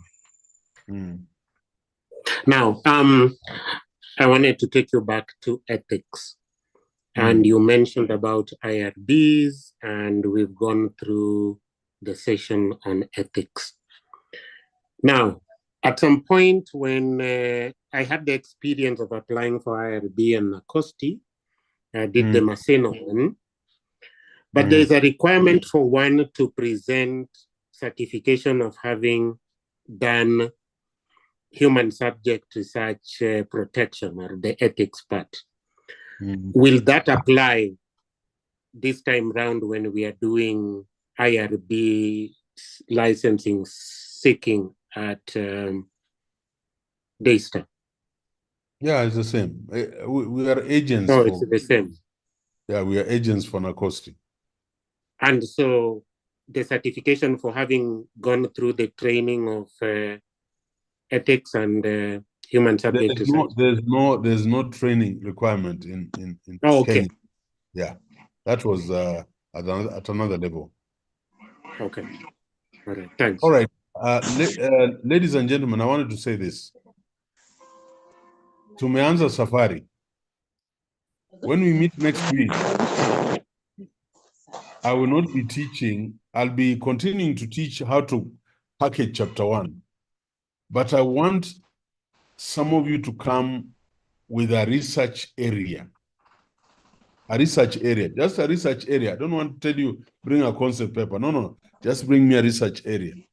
Then we are going to divide among faculty and the library to give you articles around that research area. Then you go and read the articles, and then we'll go on as we are going, packaging the problem statement and moving on to the research questions and all those aspects of chapter 1. So can we mute? Can we mute? Let us mute. So I would like to encourage all of you to not to be left behind, not to be left behind, because the journey has begun. Thank you very much for listening to me. I've enjoyed the lesson. I hope we are feeling confident, given the theory we have done. We might not have understood everything there. We don't have to understand, but we have material we can make reference to. And now we are, chronologically going through chapter 1, chapter 2, chapter 3, and then you defend that proposal and you go out in the field and collect data, and we come and write chapter 4 and 5 with your supervisors. Nawatakia kila laheri na mbarikiwe. Ubarikiwe nawe pia. Baraka. Asante. Good night. Good night, Prof. We are in the business. Are we graduating in November? You keep working, huh? Okay. Tulianza kwa roho, tumalize kwa roho, jamani. Asante. Okay. Good night, guys. Bye.